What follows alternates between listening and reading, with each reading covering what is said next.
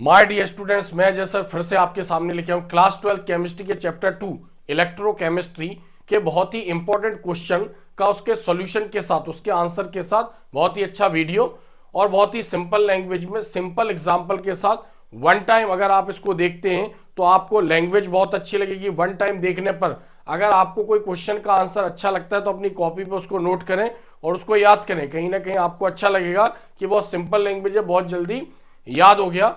और आपके एग्जाम में जो भी आपके एग्जाम हुए होंगे या होने वाले होंगे, जैसे प्री बोर्ड होने वाले होंगे, तो अगर आप मेरे चैनल से या मेरे वीडियोस से तैयारी करते हैं तो आपको कहीं ना कहीं फील होगा कि हाँ सर ने बहुत इंपॉर्टेंट क्वेश्चन डाले और एग्जाम में बार बार यही क्वेश्चन पूछे जाते हैं। क्योंकि मैं बता दूं प्रीवियस ईयर के क्वेश्चन तो इसमें इंक्लूड है ही, जैसे मैंने आपको हर बार बोलता हूं कि 2005 से लेकर 2024 तक, और अपनी तरफ से मुझे लगता है कि 2-3 क्वेश्चन बहुत इंपॉर्टेंट है, वो भी मैं अपने वीडियो में ऐड कर देता हूं।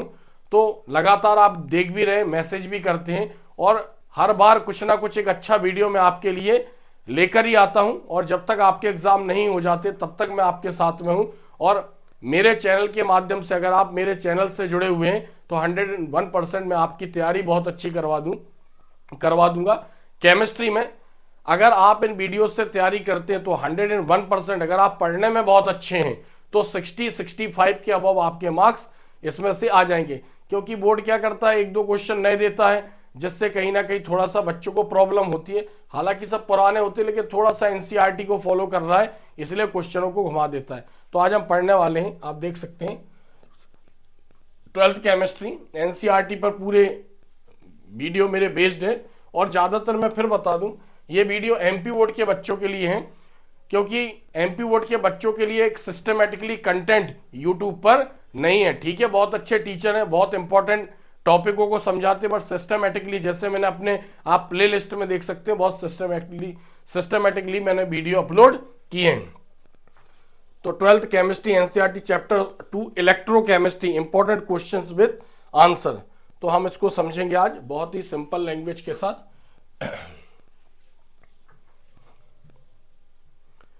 तो जैसे हम यहां पर देख रहे हैं चैप्टर 2 इलेक्ट्रोकेमिस्ट्री। अब थोड़ा सा मैं इसके बारे में बेसिक बात करूं। इलेक्ट्रो का अर्थ होता है यहां पर इलेक्ट्रिक करंट, इलेक्ट्रो मतलब करंट और इलेक्ट्रिक करंट, और केमिस्ट्री का यहां पर मीनिंग है केमिकल रिएक्शन से। यानी इलेक्ट्रिक करंट यानी करंट का और केमिकल रिएक्शन का आपस में क्या रिलेशन है और कैसे ये एक दूसरे में कन्वर्ट हो सकते हैं, उससे रिलेटेड ये नाम है इलेक्ट्रोकेमिस्ट्री। हमने पढ़ा भी होगा, हमारी तैयारी बहुत अच्छी भी चल रही होगी, नो डाउट इसमें। तो इलेक्ट्रिक करंट पास करके केमिकल रिएक्शन पॉसिबल है और केमिकल रिएक्शन होने पर करंट लिबरेट होता है। यानी इलेक्ट्रिक करंट और केमिकल रिएक्शन का आपस में एक बहुत ही डीप रिलेशन है। यानी करंट पास करने पर केमिकल रिएक्शन का होना और केमिकल रिएक्शन होने पर करंट लिबरेट होना, इससे रिलेटेड ये चैप्टर इलेक्ट्रोकेमिस्ट्री। तो यहां पर हम देख सकते हैं इंपॉर्टेंट क्वेश्चंस विथ आंसर, यानी इसके सॉल्यूशन के साथ। बोर्ड एग्जाम क्लास 12 केमिस्ट्री 2025 के लिए मैं ये बना रहा हूं कंटेंट। तो यहां पर क्वेश्चन वाइज यानी बहुत ही इंपॉर्टेंट क्वेश्चन है, आपको बिल्कुल ध्यानपूर्वक इनको देखना है और बहुत ही सिंपल लैंग्वेज के साथ हम इसको समझेंगे।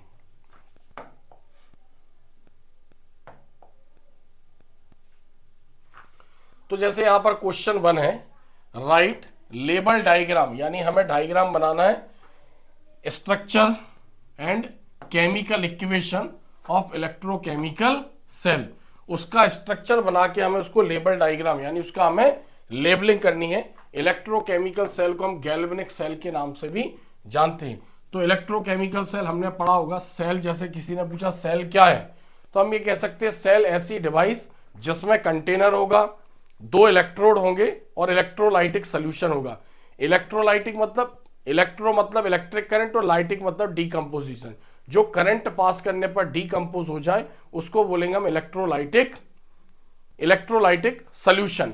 तो इलेक्ट्रोलाइटिक सोल्यूशन होगा, 2 इलेक्ट्रोड होंगे, इलेक्ट्रोड मींस मेटेलिक रॉड, और एक कंटेनर होगा। अब दोनों इलेक्ट्रोड या तो एक ही कंटेनर में डिप्ड होंगे, तब हम उसको बोलेंगे इलेक्ट्रोलाइटिक सेल। और एक इलेक्ट्रोड एक कंटेनर में, दूसरा इलेक्ट्रोड दूसरे कंटेनर में डिप्ड होगा, बट इनडायरेक्टली वो आपस में अटैच होंगे।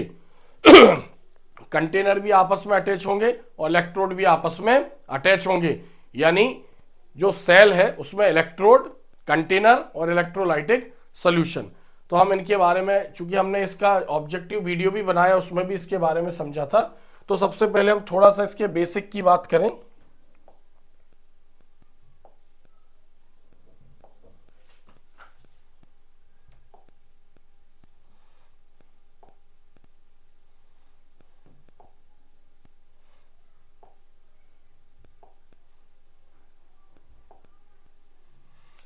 तो यहां पर जैसे हम बोलते हैं सेल क्या है, तो सेल मतलब एक कंटेनर और जिसमें दो इलेक्ट्रोड डूबे होंगे इस प्रकार से, या तो एक ही कंटेनर में दो इलेक्ट्रोड डिप्ड होंगे और इसमें सॉल्यूशन होगा जिसको बोलेंगे हम electrolytic solution. Electrolytic solution generally ionic compound होंगे। आयोनिक कंपाउंड में एसिड हो सकते हैं, बेस हो सकते हैं और सॉल्ट हो सकते हैं। तो एक तो ये भी हम बोलेंगे सेल, और एक इस टाइप का सेल होता है जिसमें एक कंटेनर में एक इलेक्ट्रोड डिप्ड होगा, दूसरे कंटेनर में एक इलेक्ट्रोड डिप्ड होगा और दोनों कंटेनर आपस में अटैच होंगे इनडायरेक्टली और दोनों इलेक्ट्रोड आपस में अटैच होंगे।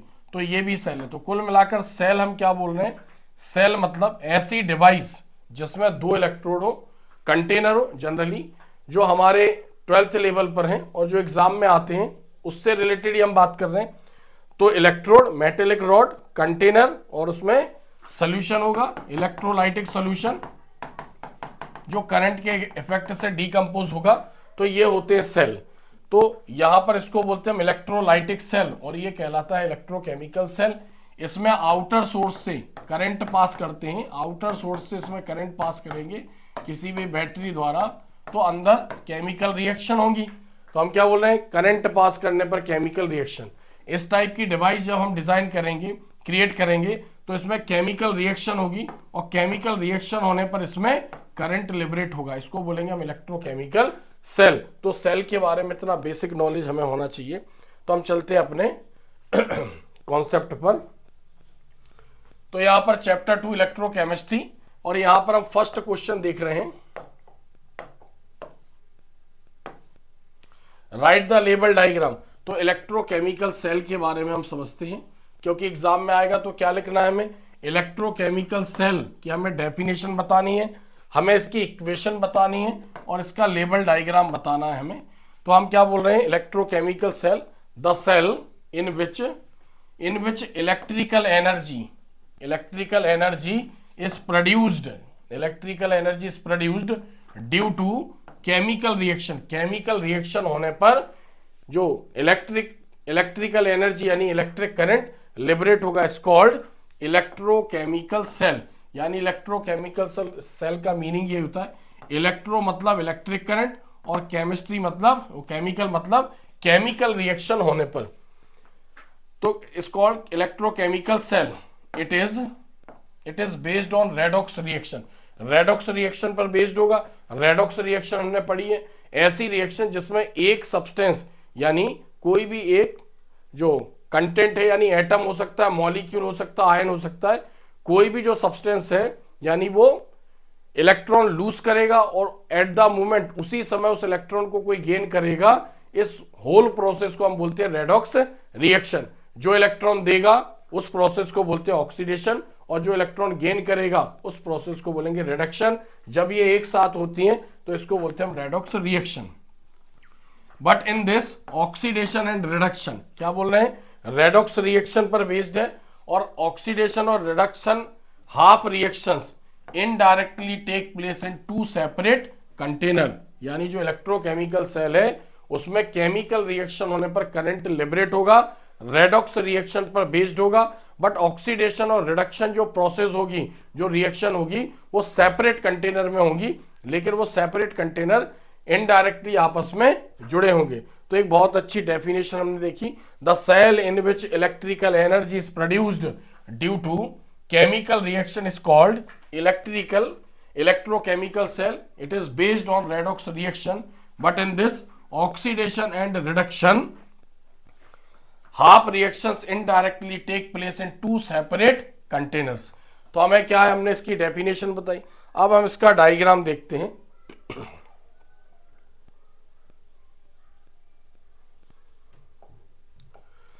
अब यहां पर हम इसके डायग्राम को समझते हैं। तो यहां पर एक कंटेनर ये है, देख सकते हैं हम यहां पर कंटेनर, इसमें एक रॉड डिप्ड है, रॉड, इस रॉड का नाम क्या है, इसको हम बोल रहे हैं जिंक इलेक्ट्रोड, यानी जिंक इलेक्ट्रोड। और इसमें जो सोल्यूशन है वो ZnSO4 सोल्यूशन है, यानी जिंक इलेक्ट्रोड को, यानी जिंक की रॉड को ZnSO4 के सोल्यूशन में रखा गया।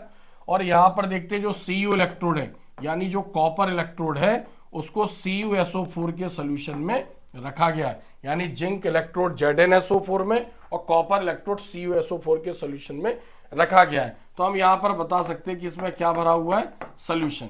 लेकिन चूंकि नीचे हमें आयोनिक रिएक्शन दिखानी है, इसलिए हम नीचे तक उस सोल्यूशन को नहीं दिखाएंगे। तो इससे यहां पर ये इंडिकेट हो रहा है कि इसमें सोल्यूशन फिल है।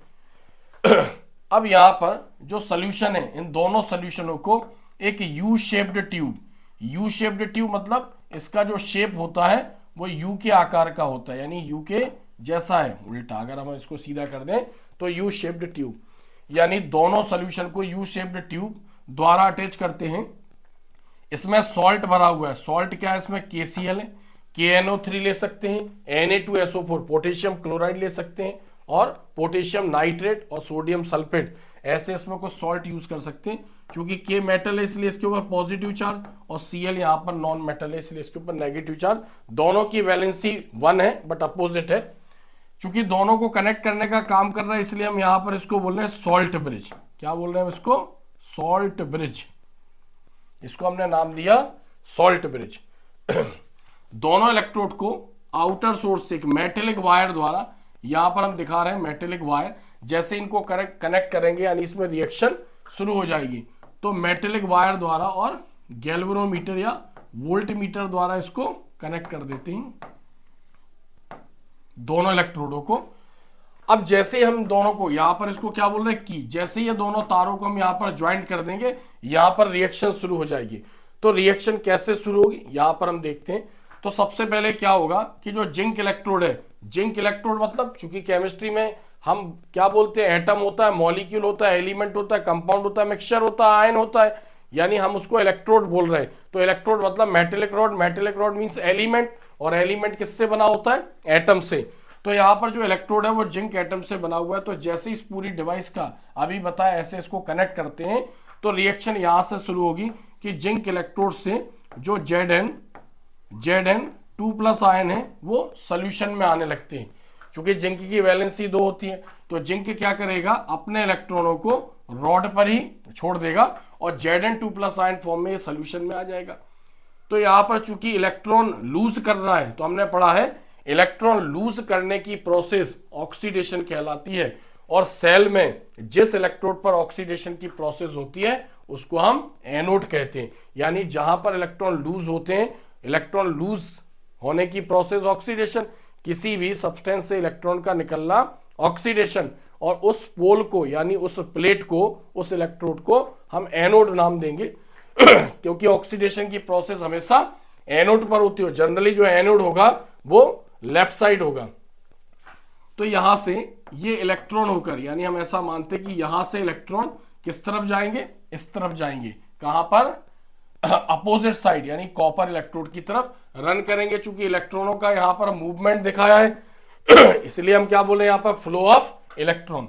तो जैसे यहां पर इलेक्ट्रॉन आएगा, तो यहां पर हमने CuSO4 सॉल्यूशन लिया, यानी कॉपर सल्फेट सॉल्यूशन फिल है।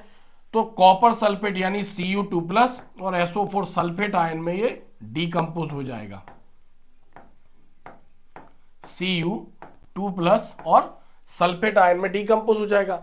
अब इन इलेक्ट्रॉनों को गेन करने के लिए Cu2+ यानी क्यूप्रिक आयन जाएगा, इलेक्ट्रॉन गेन करेगा और रॉड पर डिपॉजिट हो जाएगा। चूंकि इलेक्ट्रॉन गेन कर रहा है इसलिए प्रोसेस इज कॉल्ड रिडक्शन, और रिडक्शन की प्रोसेस हमेशा कैथोड पर होती है। तो यहां पर उस इलेक्ट्रोड को हमने नाम दिया कैथोड। तो इसको एनोड क्यों बोला, उसको कैथोड क्यों बोला, इसको अभी हमने समझा। अब यहां पर कैथोड पॉजिटिव क्यों है, क्योंकि यहां पर पॉजिटिव आयन जाकर रॉड पर डिपॉजिट हो रहे हैं। और यहां पर एनोड नेगेटिव क्यों है, क्योंकि जो Zn है यानी अपने इलेक्ट्रॉन को रॉड पर छोड़कर और सॉल्यूशन के अंदर एंटर हो रहा है, इसलिए यहाँ पर जो रॉड है वो नेगेटिवली चार्ज हो रही है। तो जिस डायरेक्शन में इलेक्ट्रॉन चलेंगे उसके अपोजिट साइड में करंट फ्लो होने लगेगा, तो इसलिए हमने इस डायरेक्शन को क्या दिखाया, फ्लो ऑफ करंट। तो ये तो आउटर डिवाइस में हमने दिखाया। अब Zn2+ जैसे ही यहां पर सॉल्यूशन में जाएगा तो हम क्या बोलेंगे, सॉल्यूशन में Zn2+ आयन का अमाउंट बढ़ता जाएगा, इसकी क्वांटिटी। तो यहां पर जो सॉल्ट लिया गया ये पॉजिटिव और नेगेटिव में डिकम्पोज हो जाएगा। हम जानते हैं जो नेगेटिव है वो Zn2+ से रिएक्ट करने के लिए यहां पर आएगा, क्योंकि ब्रिज का काम कर रहा है, क्योंकि अंदर कनेक्टिविटी कैसे होगी, तो जैसे ही हम ये कहेंगे कि Zn2+ को भी नेगेटिव आयन चाहिए और Cl नेगेटिव को पॉजिटिव आयन चाहिए, तो जैसे ये दोनों आपस में कनेक्ट होंगे यानी सर्किट पूरा हो जाएगा। फिर यहाँ पर जो क्यूप्रिक आयन है वो रॉड पर डिपॉजिट हो गया, तो SO4 यानी सल्फेट आयन बचा, इसका नेगेटिव पार्ट, तो नेगेटिव पार्ट को पॉजिटिव आयन चाहिए, तो यहाँ पर जो पोटेशियम है वो इससे रिएक्ट करने के लिए आएगा, यानी किससे, K+ से, या फिर हम ये कह सकते हैं सल्फेट आयन यहाँ पर मूव करेगा। जैसे ही दोनों आपस में रिएक्ट करेंगे यानी सर्किट पूरा हो जाएगा। तो ऐसे क्या होगा, अंदर आयनों के थ्रू सर्किट पूरा होगा और आउटर सोर्स में करंट कैथोड से एनोड की तरफ मूव करने लगेगा। जनरली ऑब्जेक्टिव में भी पूछते हैं कि जो इलेक्ट्रोकेमिकल सेल है उसमें करंट का जो फ्लो होता है वो कौन से डायरेक्शन में होता है, कैथोड टू एनोड, और इलेक्ट्रॉन का जो मूवमेंट होता है वो एनोड टू कैथोड होता है। तो यहां पर हमने इलेक्ट्रोकेमिकल को समझा। अगर मान लो अब इसमें करंट क्रिएट हो गया, तो जैसे यहां पर अगर कोई हम बल्ब वगैरह अटैच कर देते तो ये बल्ब जलने लगेगा। इससे समझ में आएगा कि केमिकल रिएक्शन होने पर करंट लिबरेट होता है, यानी केमिकल एनर्जी से इलेक्ट्रिक एनर्जी क्रिएट होती है। तो ये हम क्या समझ रहे हैं, इलेक्ट्रोकेमिकल सेल। आगे हम देखते हैं, अब इसमें होने वाली रिएक्शन को समझते हैं। तो इलेक्ट्रोकेमिकल सेल में इधर ध्यान दें आप,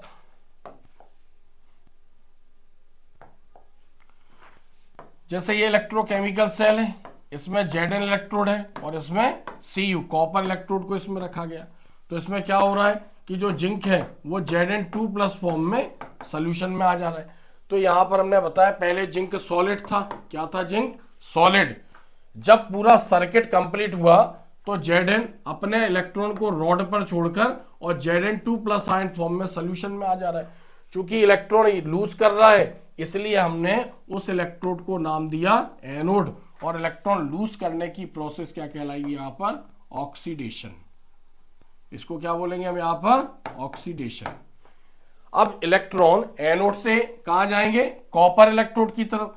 तो कॉपर इलेक्ट्रोड की तरफ जैसे ही जाएंगे कॉपर सल्फेट सॉल्यूशन का डिकम्पोजिशन होगा, क्योंकि इसमें कौन सा सॉल्यूशन है, इसमें सॉल्यूशन है CuSO4, यानी किसमें डिकम्पोज हो जाएगा, Cu2+ में, और सल्फेट आयन में ये डिकम्पोज हो जाएगा। तो जैसे इलेक्ट्रॉन एनोड से यानी जिंक से कॉपर इलेक्ट्रोड की तरफ जाएंगे तो कॉपर इलेक्ट्रोड सॉल्यूशन के जो कॉपर आयन Aq मतलब एक्वस, यानी कॉपर आयन इलेक्ट्रॉन को गेन करेंगे और रॉड पर डिपॉजिट हो जाएंगे। उस इलेक्ट्रोड को बोलेंगे हम कैथोड, क्योंकि इलेक्ट्रॉन गेन करने की प्रोसेस क्या कहलाएगी यहां पर, रिडक्शन। तो यहां पर oxidation is called half reaction, क्योंकि एक कंटेनर में हो रही, और reduction reaction is called half reaction, क्योंकि ये दूसरे कंटेनर में हो रही है। तो इन दोनों को हम हाफ रिएक्शन बोलते हैं, ऑक्सीडेशन और रिडक्शन को हम क्या बोलेंगे, half reaction. The complete reaction can be written as follow. पूरी रिएक्शन को अगर हमें बताना है कि पूरी रिएक्शन में क्या हो रहा है, तो हम यहां पर देखते हैं। जिंक पहले सॉलिड स्टेट में था, इससे इलेक्ट्रॉन निकलकर किसके पास जा रहा है, कॉपर के पास। जिंक ने इलेक्ट्रॉन लूज किए और कहां आ गया, एक्वस यानी सॉल्यूशन में आ गया, और जो कॉपर था वो सॉल्यूशन से रॉड पर डिपॉजिट हुआ। जिंक से इलेक्ट्रॉन निकल रहे हैं यानी लूज हो रहे हैं, और कॉपर पर जाकर वो कॉपर गेन कर रहा है। इसका ऑक्सीडेशन और इसका रिडक्शन एक ही टाइम पे हो रहा है, इसलिए हम इसको बोलेंगे रेडॉक्स रिएक्शन। क्या बोलेंगे हम इसको, रेडॉक्स रिएक्शन। अब जो रेडॉक्स वर्ड बना है वो रिडक्शन, यानी जो RED है, RED मतलब रिडक्शन, और इसमें जो OX है इसका मीनिंग है ऑक्सीडेशन।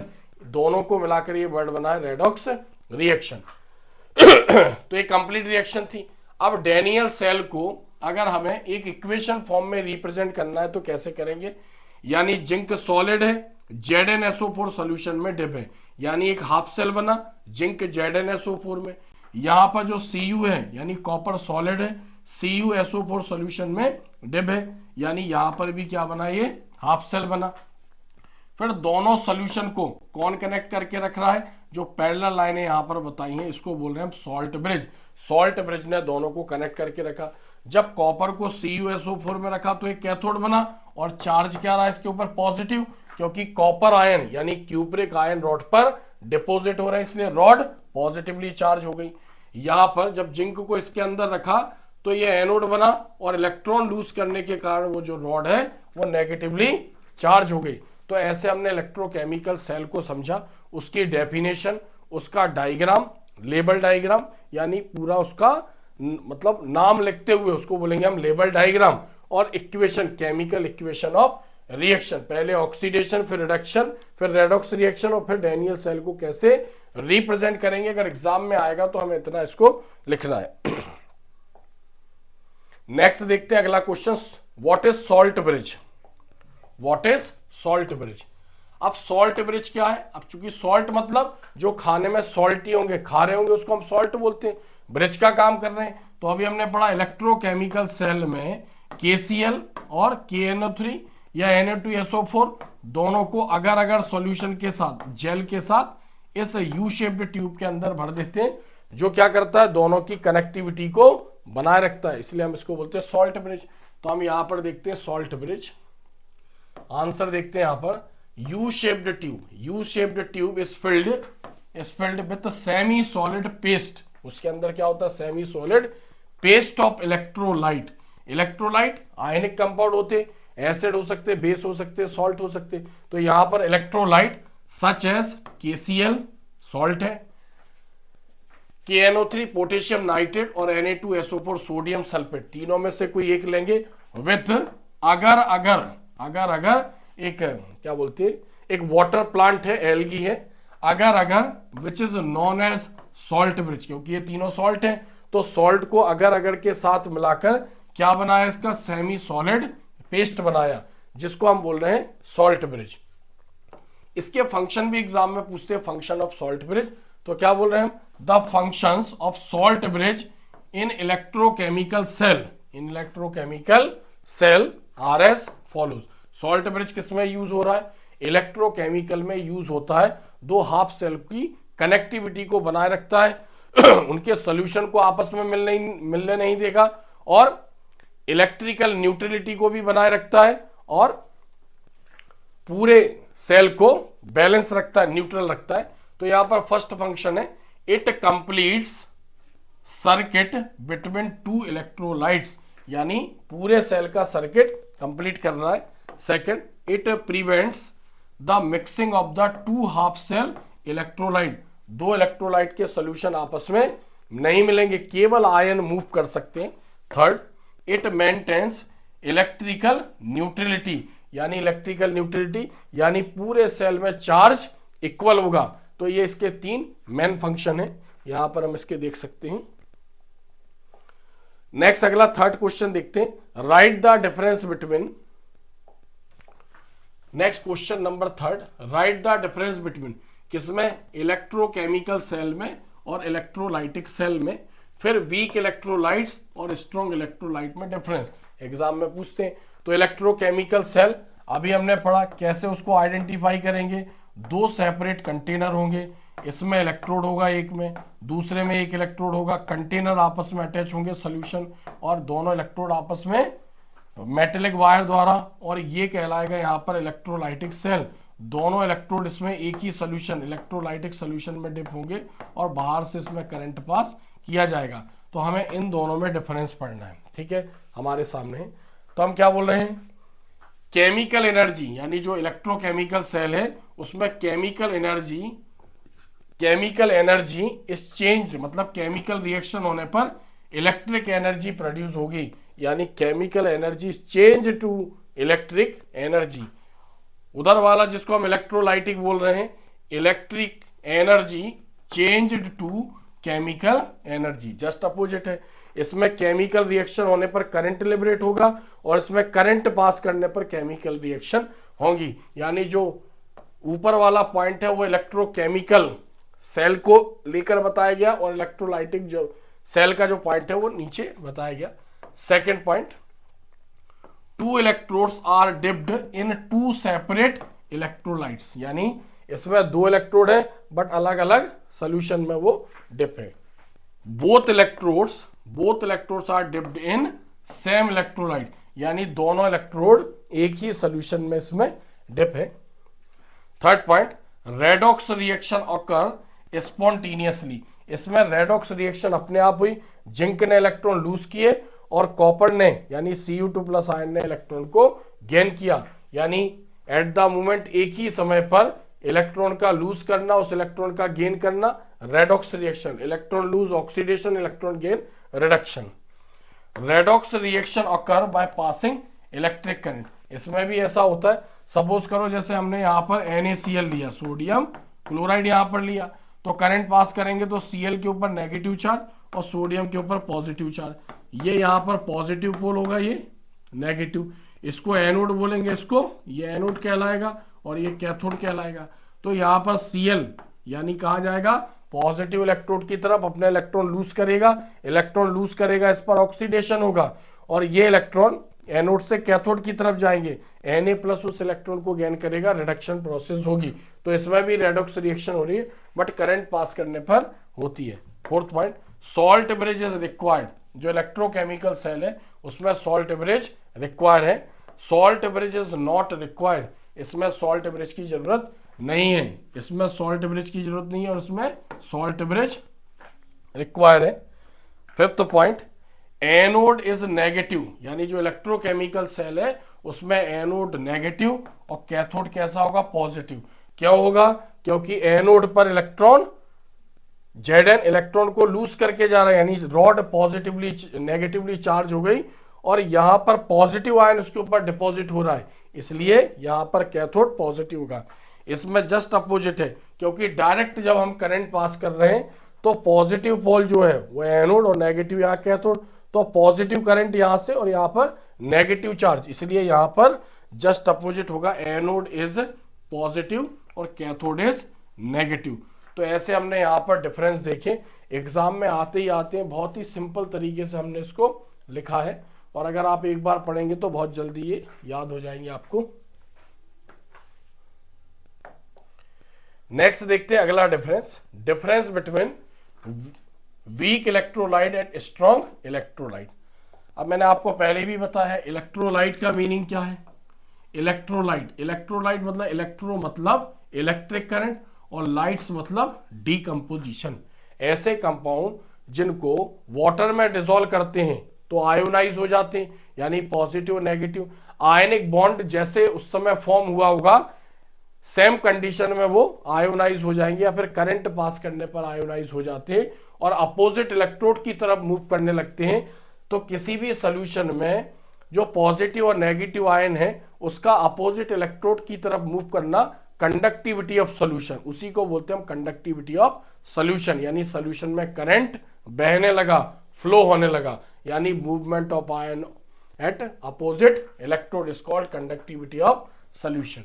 तो यहां पर हम देखते हैं वीक इलेक्ट्रोलाइट, नाम से पता चल रहा है ऐसा कंपाउंड, ऐसा आयनिक कंपाउंड, ऐसा एसिड, ऐसा बेस या ऐसा सॉल्ट जो कंप्लीटली आयोनाइज नहीं हुआ वो कहलाएगा वीक। तो क्या बोलेंगे, इट इज अ कंप्लीटली। तो यहां पर जो हमने लिखा है स्ट्रॉन्ग इलेक्ट्रोलाइट बाद में है और वीक इलेक्ट्रोलाइट यहां पर पहले है, लेकिन जो पॉइंट यहां पर बता रहे हैं इसको ध्यान देना, ऊपर वाला पॉइंट जो होगा वो स्ट्रॉन्ग इलेक्ट्रोलाइट को इंडिकेट कर रहा है और नीचे वाला पॉइंट उसका वीक। तो it is a completely ionised in aqueous solution, यानी एक बार आपने स्ट्रॉन्ग इलेक्ट्रोलाइट वाटर में डिसॉल्व कर दिया उसी समय वो कंप्लीटली आयोनाइज हो जाएगा। सपोज करो हमने 10 NaCl लिए, अब NaCl को वाटर में डिसॉल्व करेंगे तो पॉजिटिव और नेगेटिव में डीकंपोज हो जाएगा। तो हम ये कहेंगे कि उस एक्वस सॉल्यूशन में हमें 10 Na+ मिले और 10 Cl- यानी क्लोराइड आयन और सोडियम आयन, तो हम बोलेंगे कंप्लीटली आयोनाइज हुआ। It is a partially ionised in aqueous solution, ये एक्वस सॉल्यूशन में पार्शियली आयोनाइज हुए। सपोज करो CH3COOH एसिटिक एसिड लिया, अब मान लो इसके 10 मॉलिक्यूल्स लिए, अगर ये डीकम्पोज होता तो इसको ऐसे डीकम्पोज होना चाहिए था, CH3COO नेगेटिव, एसीटेट आयन और H प्लस आयन अलग हो जाता। तो हम ये कह सकते हैं कि सपोज करो 5 CH3 यानी एसीटेट आयन और जो 5 है यानी 5 हमें H प्लस आयन मिले, यानी जो इसके 5 मॉलिक्यूल्स है वो एज इट इज कंडीशन में रहे, यानी ये पार्शियली आयोनाइज हुआ। Second point, they have high conductance, चूंकि कंडक्टिविटी ऑफ सोल्यूशन किसके कारण है, ज्यादा से ज्यादा पॉजिटिव और नेगेटिव आयन होने चाहिए, कैटायन और एनायन ज्यादा होने चाहिए। जितने ज्यादा सोल्यूशन में कैटायन और एनायन होंगे उतना ज्यादा उस सॉल्यूशन की कंडक्टिविटी होगी, क्योंकि उतना ज्यादा मूव करेंगे। तो जो स्ट्रॉन्ग इलेक्ट्रोलाइट है उसमें आयन ज्यादा है, तो क्या बोल रहे हैं, इसकी कंडक्टिविटी ज्यादा है, और वीक इलेक्ट्रोलाइट में आयन कम है, इसलिए उसकी कंडक्टिविटी कम है। Third point, dilution does not more affected their conductance. अब जो मोर इलेक्ट्रोलाइट है यानी जो स्ट्रॉन्ग इलेक्ट्रोलाइट है वो वन टाइम में आयोनाइज हो गए। डाइल्यूशन मतलब वाटर को ऐड करना, सॉल्वेंट को मिलाना। अब अगर आप वाटर भी मिलाएंगे तो उसके आयोनाइजेशन पर कोई इफेक्ट नहीं पड़ेगा, क्योंकि एक बार में वो कंप्लीटली आयोनाइज हो गया। तो यहाँ एग्जांपल हम देख रहे हैं, CH3COONA यानी sodium acetate is a strong electrolyte और एक सॉल्ट है।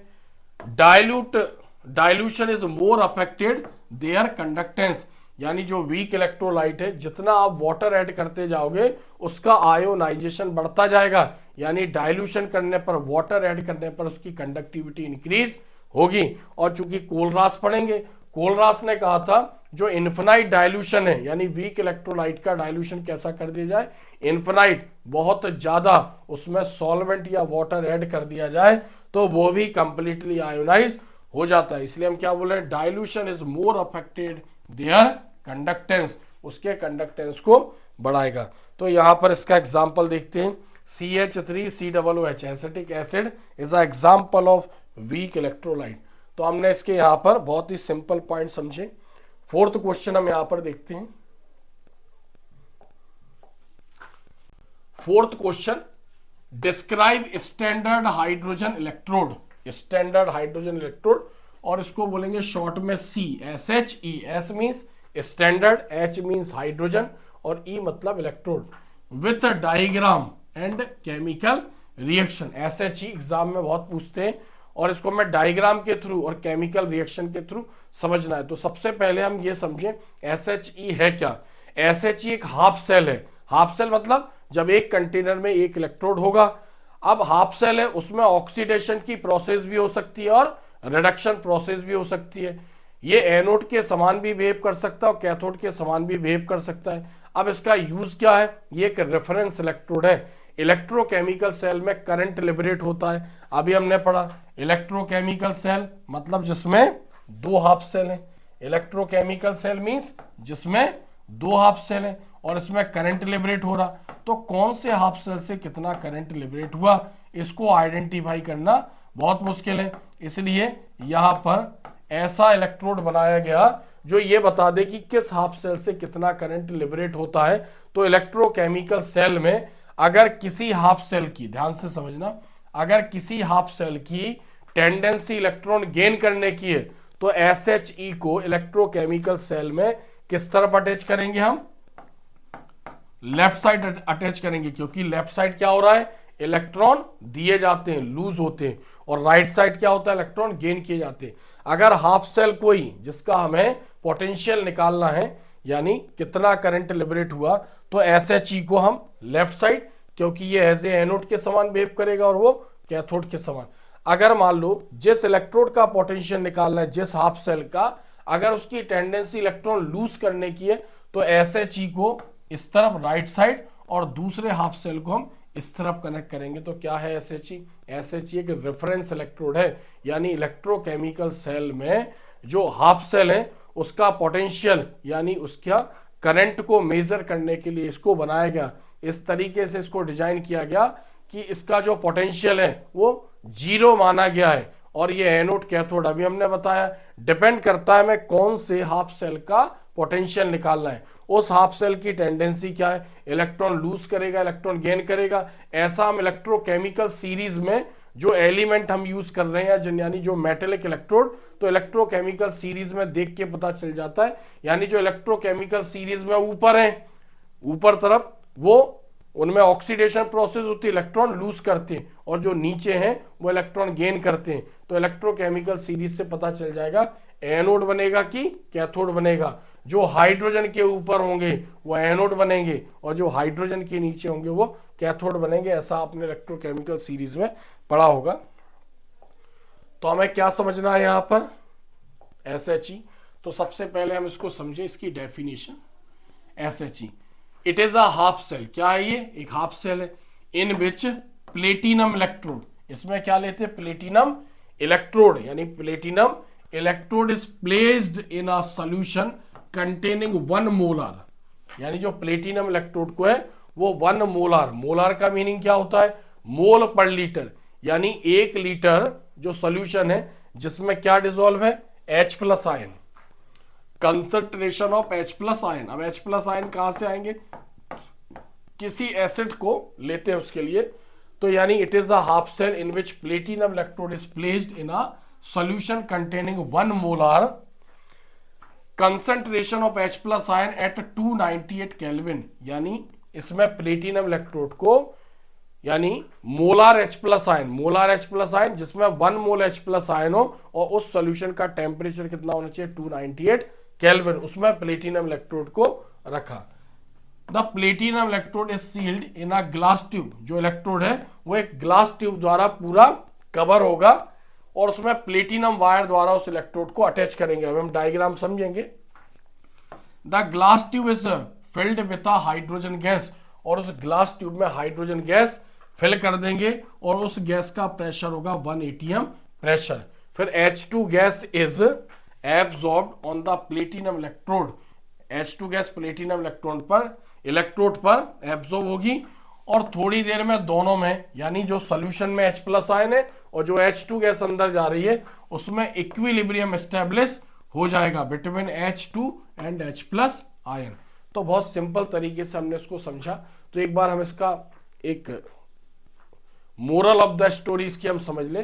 तो इसमें क्या है, ये एक हाफ सेल है, प्लेटिनम इलेक्ट्रोड को मोलार H प्लस आयन के सोल्यूशन में रखा 298 केल्विन पर, और इलेक्ट्रोड को प्लेटिनम वायर द्वारा अटैच कर दिया, और प्लेटिनम इलेक्ट्रोड और प्लेटिनम वायर को एक ग्लास ट्यूब द्वारा पूरा कवर कर दिया।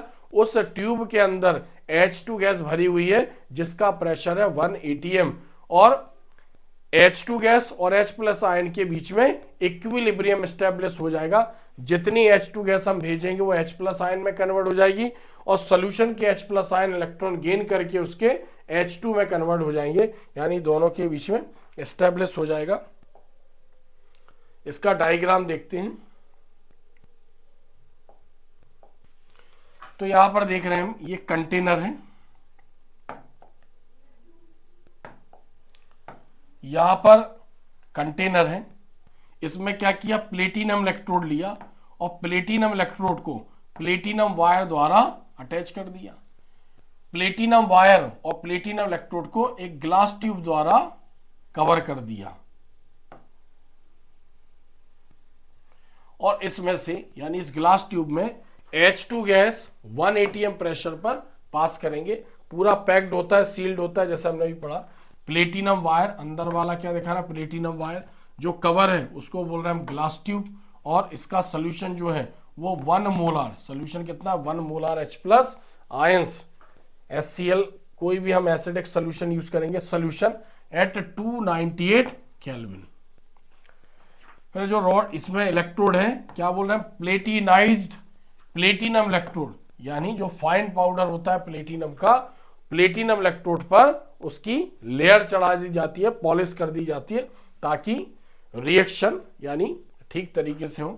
तो ये हमने इसका डायग्राम पढ़ा है। SHE, इसको क्या बोल रहे हैं, स्टैंडर्ड हाइड्रोजन इलेक्ट्रोड। तो इसमें क्या है, प्लेटिनम इलेक्ट्रोड है, प्लेटिनम वायर से अटैच है, वायर प्लेटिनम इलेक्ट्रोड को एक ग्लास ट्यूब द्वारा कवर कर दिया गया, ग्लास ट्यूब में 1 atm प्रेशर पर H2 गैस फिल कर दी गई है, और जिसमें इसको रखा गया उसमें H प्लस आयन का 1 मोलर सॉल्यूशन है जिसका टेम्परेचर इतना है, और प्लेटिनम इलेक्ट्रोड है वो प्लेटिनाइज्ड है, यहाँ पर ग्लास ट्यूब है और ये प्लेटिनम वायर क्या है, ये एक हाफ सेल है।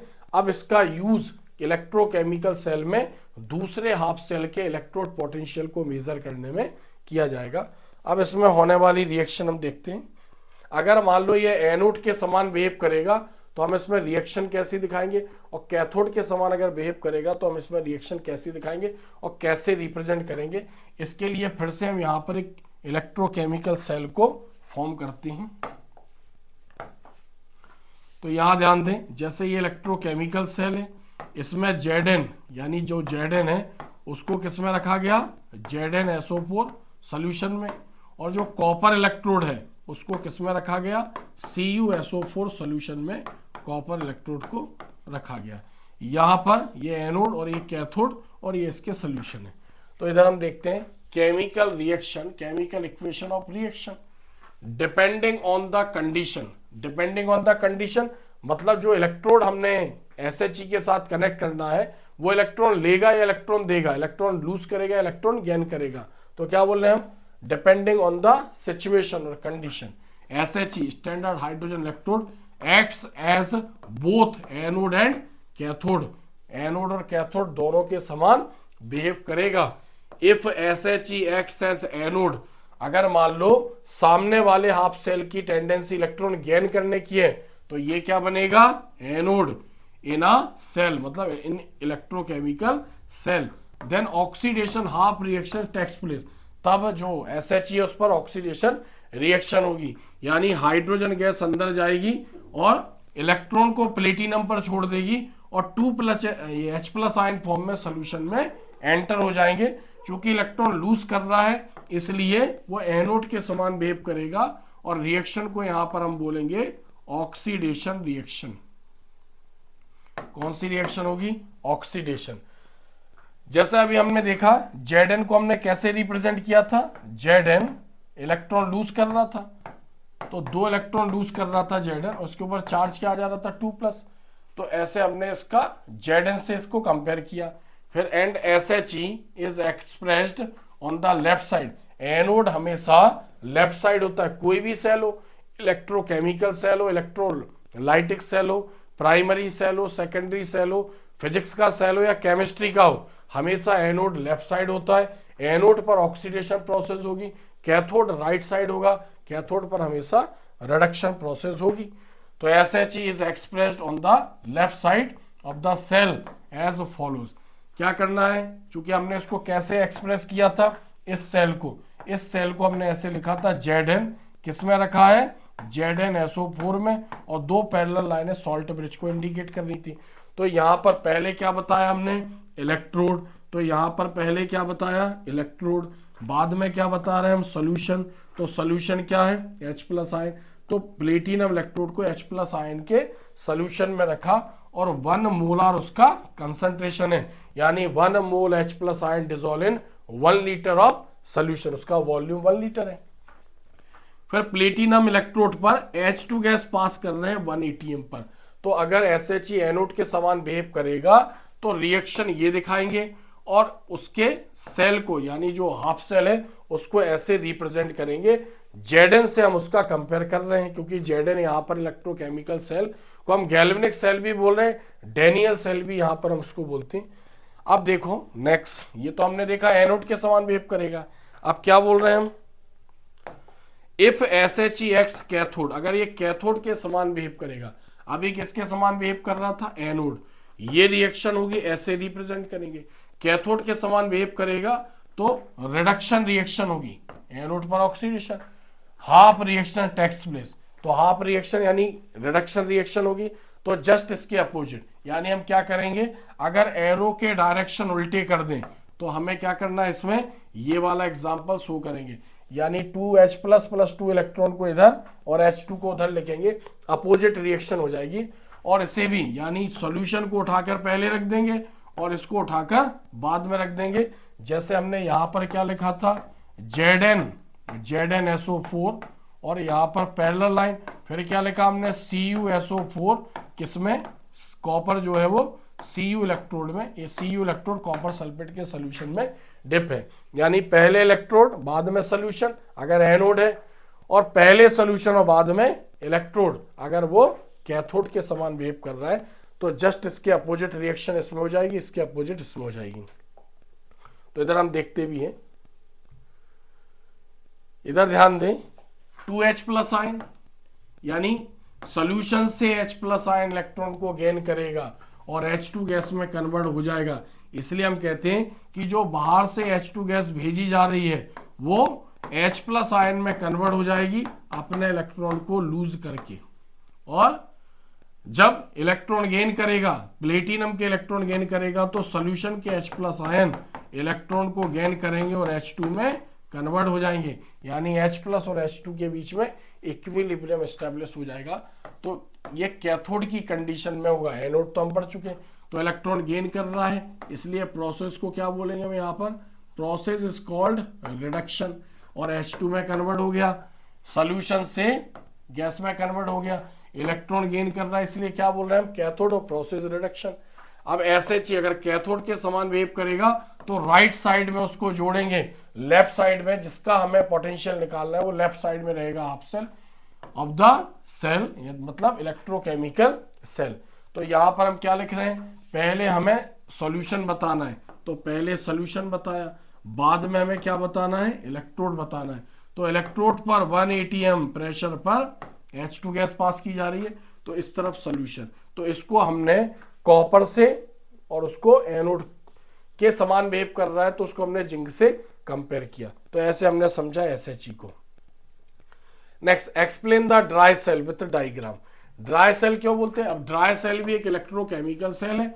इलेक्ट्रोकेमिकल सेल ऐसी डिवाइस जिसका यूज करंट को, यानी करंट को यूज करने में जिसका कहीं ना कहीं यूज होता है। मतलब अगर उस डिवाइस से हमें कोई डिवाइस जलानी है या चलानी है तो इलेक्ट्रोकेमिकल सेल का यूज करेंगे। तो जैसे हाथ की घड़ी हो गई, या वॉल वॉच हो गई यानी दीवार वाली घड़ी, या हैंड वॉच हो गई, या फिर जो टॉयज होते हैं खिलौने में जो शेल डल रहे हैं, या टॉर्च में जो सेल यूज हो रहे हैं, वो सब ड्राई सेल के एग्जाम्पल है। ड्राई सेल, अब चूंकि इलेक्ट्रोकेमिकल सेल भी दो टाइप के होते हैं, प्राइमरी सेल और सेकेंडरी सेल।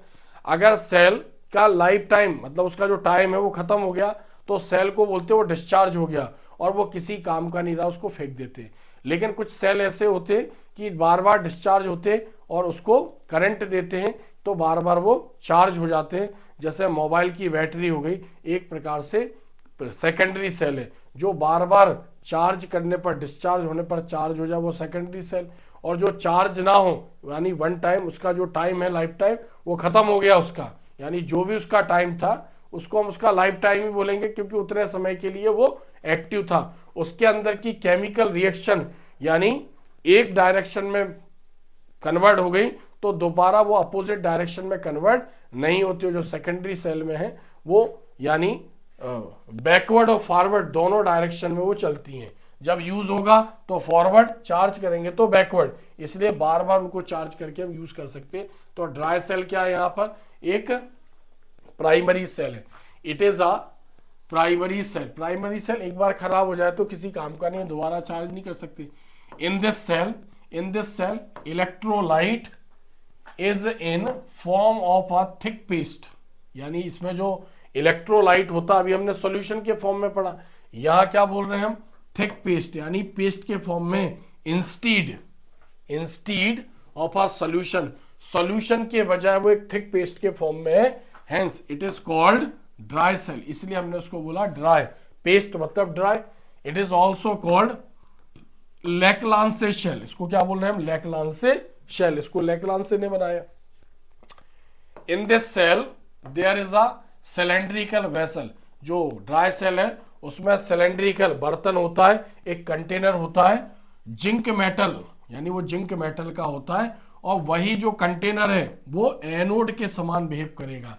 यानी ड्राई सेल में जो जिंक कंटेनर है वही एनोड के समान बिहेव करेगा। अब जैसे हमने सुना एनोड, तो हमें एक दो चीजें क्लियर हो जानी चाहिए, यानी लेफ्ट साइड होगा और इस पर ऑक्सीडेशन रिएक्शन होगी, and the inner part of the vessel is coated with paste of NH4Cl, ammonium chloride and zinc chloride, यानी जो जिंक का कंटेनर होगा उसके इनर वॉल में अमोनियम क्लोराइड और जिंक क्लोराइड का पेस्ट की लेयर चढ़ा देंगे तो ये पूरा एक हाफ सेल बन जाएगा, यानी जिंक इलेक्ट्रोड एनोड और उसका इलेक्ट्रोलाइट क्या होगा NH4Cl plus ZnCl2 ammonium chloride and ZnCl2 and in the middle of, यानी अब उस कंटेनर के बीच की बात कर रहे हैं तो मिडिल ऑफ द वेसल यानी बर्तन के बीच में ग्रेफाइट रॉड होगी, एक्ट इज कैथोड, जो कैथोड के समान बिहेव करेगी और जिसके चारों तरफ around which a paste of MnO2 manganese dioxide and carbon powder is filled, यानी उसके चारों तरफ। तो इसमें दो हाफ सेल हो गए, एक जिंक कंटेनर और उसकी इनर वॉल में अमोनियम क्लोराइड और जिंक क्लोराइड, और सेंटर में क्या है ग्रेफाइट रॉड यानी कार्बन की रॉड है जिसके चारों तरफ मैग्नीज डाइऑक्साइड और कार्बन पाउडर का पेस्ट है, यानी ये दो, उसमें हम कह सकते हैं दो हाफ सेल हो गए, यानी एक प्रकार से इलेक्ट्रोकेमिकल सेल हो गया। तो एक बार हम इसको देख सकते हैं, बहुत सिंपल तरीके से हमने इसको एक्सप्लेन किया है। अब इसका डायग्राम देखते हैं।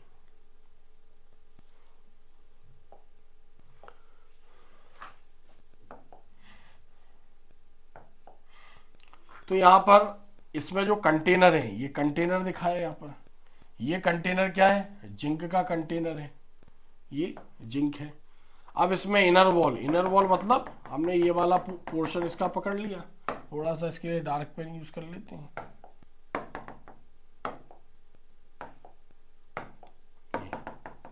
ये वाला पोर्शन इसमें जो भरा हुआ है वो क्या है, यानी ये जिंक कंटेनर हुआ, तो क्या लिख रहे हैं हम जिंक कंटेनर एनोड का काम करेगा, और इसमें क्या भरा हुआ है NH4Cl और ZnCl2 पेस्ट, अमोनियम क्लोराइड और जिंक क्लोराइड, ये पूरा एक हाफ सेल को रिप्रेजेंट कर रहा है। अब सेंटर में क्या है, इसमें जो सेंटर में है, सेंटर में ये ग्रेफाइट रॉड है, ग्रेफाइट रॉड कैथोड के समान बिहेव करेगी और इसके सराउंडेड जो इसके चारों तरफ भरा हुआ है वो क्या भरा हुआ है मैग्नीज डाइऑक्साइड और कार्बन का पेस्ट, यानी ये एक हाफ सेल के समान बिहेव कर रहा है। तो इसमें दो हाफ सेल हो गए, ठीक है।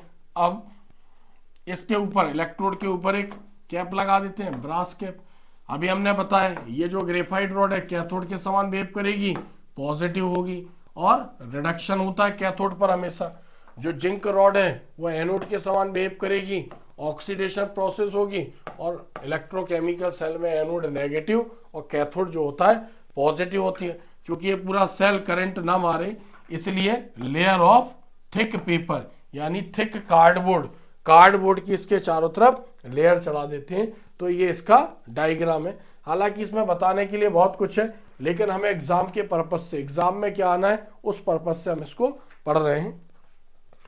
अब मान लो जैसे ही यहां पर इस वायर के द्वारा हमने इसमें कोई डिवाइस कनेक्ट कर दी, मान लो बल्ब कनेक्ट कर दिया इसमें, इसके द्वारा, तो इसमें रिएक्शन होने लगेगी, यानी जो एनोड है उस पर और कैथोड पर ये इलेक्ट्रॉन लूज करेगा, इलेक्ट्रॉन किस तरफ जाएंगे कैथोड की तरफ, अंदर आयनों की रिएक्शन होगी और ऊपर कैथोड से एनोड की तरफ करंट फ्लो होने लगेगा और एनोड से कैथोड की तरफ इलेक्ट्रॉन का मूवमेंट होने लगेगा। इलेक्ट्रोकेमिकल सेल है और बल्ब यहां पर जलने लगेगा, जिससे समझ में आएगा कि केमिकल रिएक्शन होने पर करंट लिबरेट हुआ। तो जो ड्राई सेल है एक केमिकल इलेक्ट्रोकेमिकल सेल है, इसको लैक्लांसे ने बनाया था, इसलिए इसको लैक्लांसे शेल भी बोलते हैं।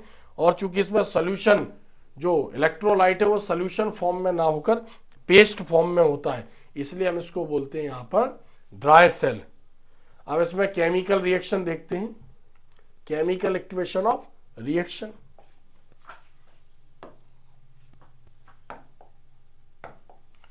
केमिकल इक्वेशन ऑफ रिएक्शन, तो चूंकि जिंक इसमें कंटेनर वेसल है, बर्तन है, तो जिंक क्या करेगा, जैसे ही कोई डिवाइस कनेक्ट करेंगे जहां पर किसी को जलाना है या किसी को चलाना है, तो जिंक अपने इलेक्ट्रॉन लूज करेगा और Zn2+ फॉर्म में सॉल्यूशन में चला जाएगा अंदर। तो इलेक्ट्रॉन लूज कर रहा है, इसलिए प्रोसेस क्या होगी, यहां पर ऑक्सीडेशन प्रोसेस होगी, और ये किसके समान बिहेव करेगा, एनोड के समान। तो क्या लिखेंगे, एट एनोड। और जिंक पहले बर्तन था, वेसल था, सॉलिड था, Zn2+ फॉर्म में गया, यानी एक्वस में चला गया, एक्वस मतलब उसका पेस्ट, और जो इलेक्ट्रॉन है वो एनोड से कैथोड की तरफ यानी जिंक से ग्रेफाइट इलेक्ट्रोड की तरफ रन करेंगे। तो जिंक Zn2+ फॉर्म में आ गया। अब यहां पर हम देखते हैं, जैसे ही इलेक्ट्रॉन एनोड से यानी जिंक से ग्रेफाइट की तरफ गए तो ग्रेफाइट के चारों तरफ क्या था, MnO2 मैग्नीज डाइऑक्साइड और कार्बन का पेस्ट था। और जैसे ही Zn2+ यानी Zn2+ सॉल्यूशन में जाएगा तो जो NH4Cl था अमोनियम क्लोराइड था, जो Zn का इलेक्ट्रोलाइट था NH4Cl और ZnCl2 था। तो जैसे ही Zn2+ सॉल्यूशन में जाएगा तो NH4+ यानी और Cl- का डीकंपोजिशन हो जाएगा। तो हम क्या बोल रहे हैं, मैग्नीज डाइऑक्साइड NH4+ और दोनों इलेक्ट्रॉन यानी रिएक्शन को बैलेंस करने में 2 इलेक्ट्रॉन यूज किया अपन ने। तो यहां पर क्या बनेगा, मैग्नीज ट्राइऑक्साइड, अमोनिया गैस और वाटर। चूंकि इन दोनों के द्वारा इलेक्ट्रॉन गेन किए जा रहे हैं इसलिए इस प्रोसेस को हम यहां पर बोल रहे हैं रिडक्शन प्रोसेस। और रिडक्शन की प्रोसेस हमेशा कैथोड पर होती है। तो कौन से पोल पर हो रही है, ग्रेफाइट रॉड पर ये रिएक्शन हो रही है एट कैथोड। कंप्लीट रिएक्शन अगर हमें दिखानी है, पूरी कंप्लीट रिएक्शन को अगर हमें देखना है तो कंप्लीट रिएक्शन में जिंक यूज हो रहा था, MnO2 और NH4+, क्योंकि जिंक अपने इलेक्ट्रॉन लूज करेगा, ये इलेक्ट्रॉन गेन करेंगे। तो जो Zn था, Zn पहले सॉलिड फॉर्म में था, किसमें चला गया, इलेक्ट्रोलाइट में, एक्वस फॉर्म में। Zn2+ manganese trioxide, ammonia gas और H2O यानी एनोड और कैथोड को मिलाकर एक कंप्लीट रिएक्शन दिखाई गई है, जिसको हम यहां पर रेडॉक्स रिएक्शन भी बोल सकते हैं। रेडॉक्स रिएक्शन यानी जिंक का ऑक्सीडेशन हो रहा है और इन दोनों का क्या हो रहा है, यहां पर रिडक्शन हो रहा है। तो ये कंप्लीट रिएक्शन है। और आगे देखते हैं इसमें हम NH3 गैस, जो इसमें NH3 गैस बन रही है, ऊपर हमने देखा अभी, इसको नीचे कर लेते हैं रिएक्शन को। इसमें क्या बोल रहे हैं, NH3 गैस। अगर NH3 चूंकि ये गैस है, गैस अगर अंदर रही तो बैटरी को फुलाएगी, यानी जो सेल है वो क्या होगा, उसके अंदर प्रेशर डालेगी जिसके कारण बैटरी फूलने लगेगी। और जब हम उसको मान लो चार्ज करेंगे या करंट देंगे तो उसके फटने की संभावना भी बढ़ जाती है। तो NH3 गैस चूंकि प्राइमरी सेल है इसलिए चार्ज तो होगा नहीं, लेकिन जब तक वो डिवाइस काम कर रही, जब तक वो सेल का हम यूज कर रहे हैं, गैस ज्यादा बनेगी, सेल क्या होगा, गैस के प्रेशर से फूल जाएगा। तो NH3 गैस गैस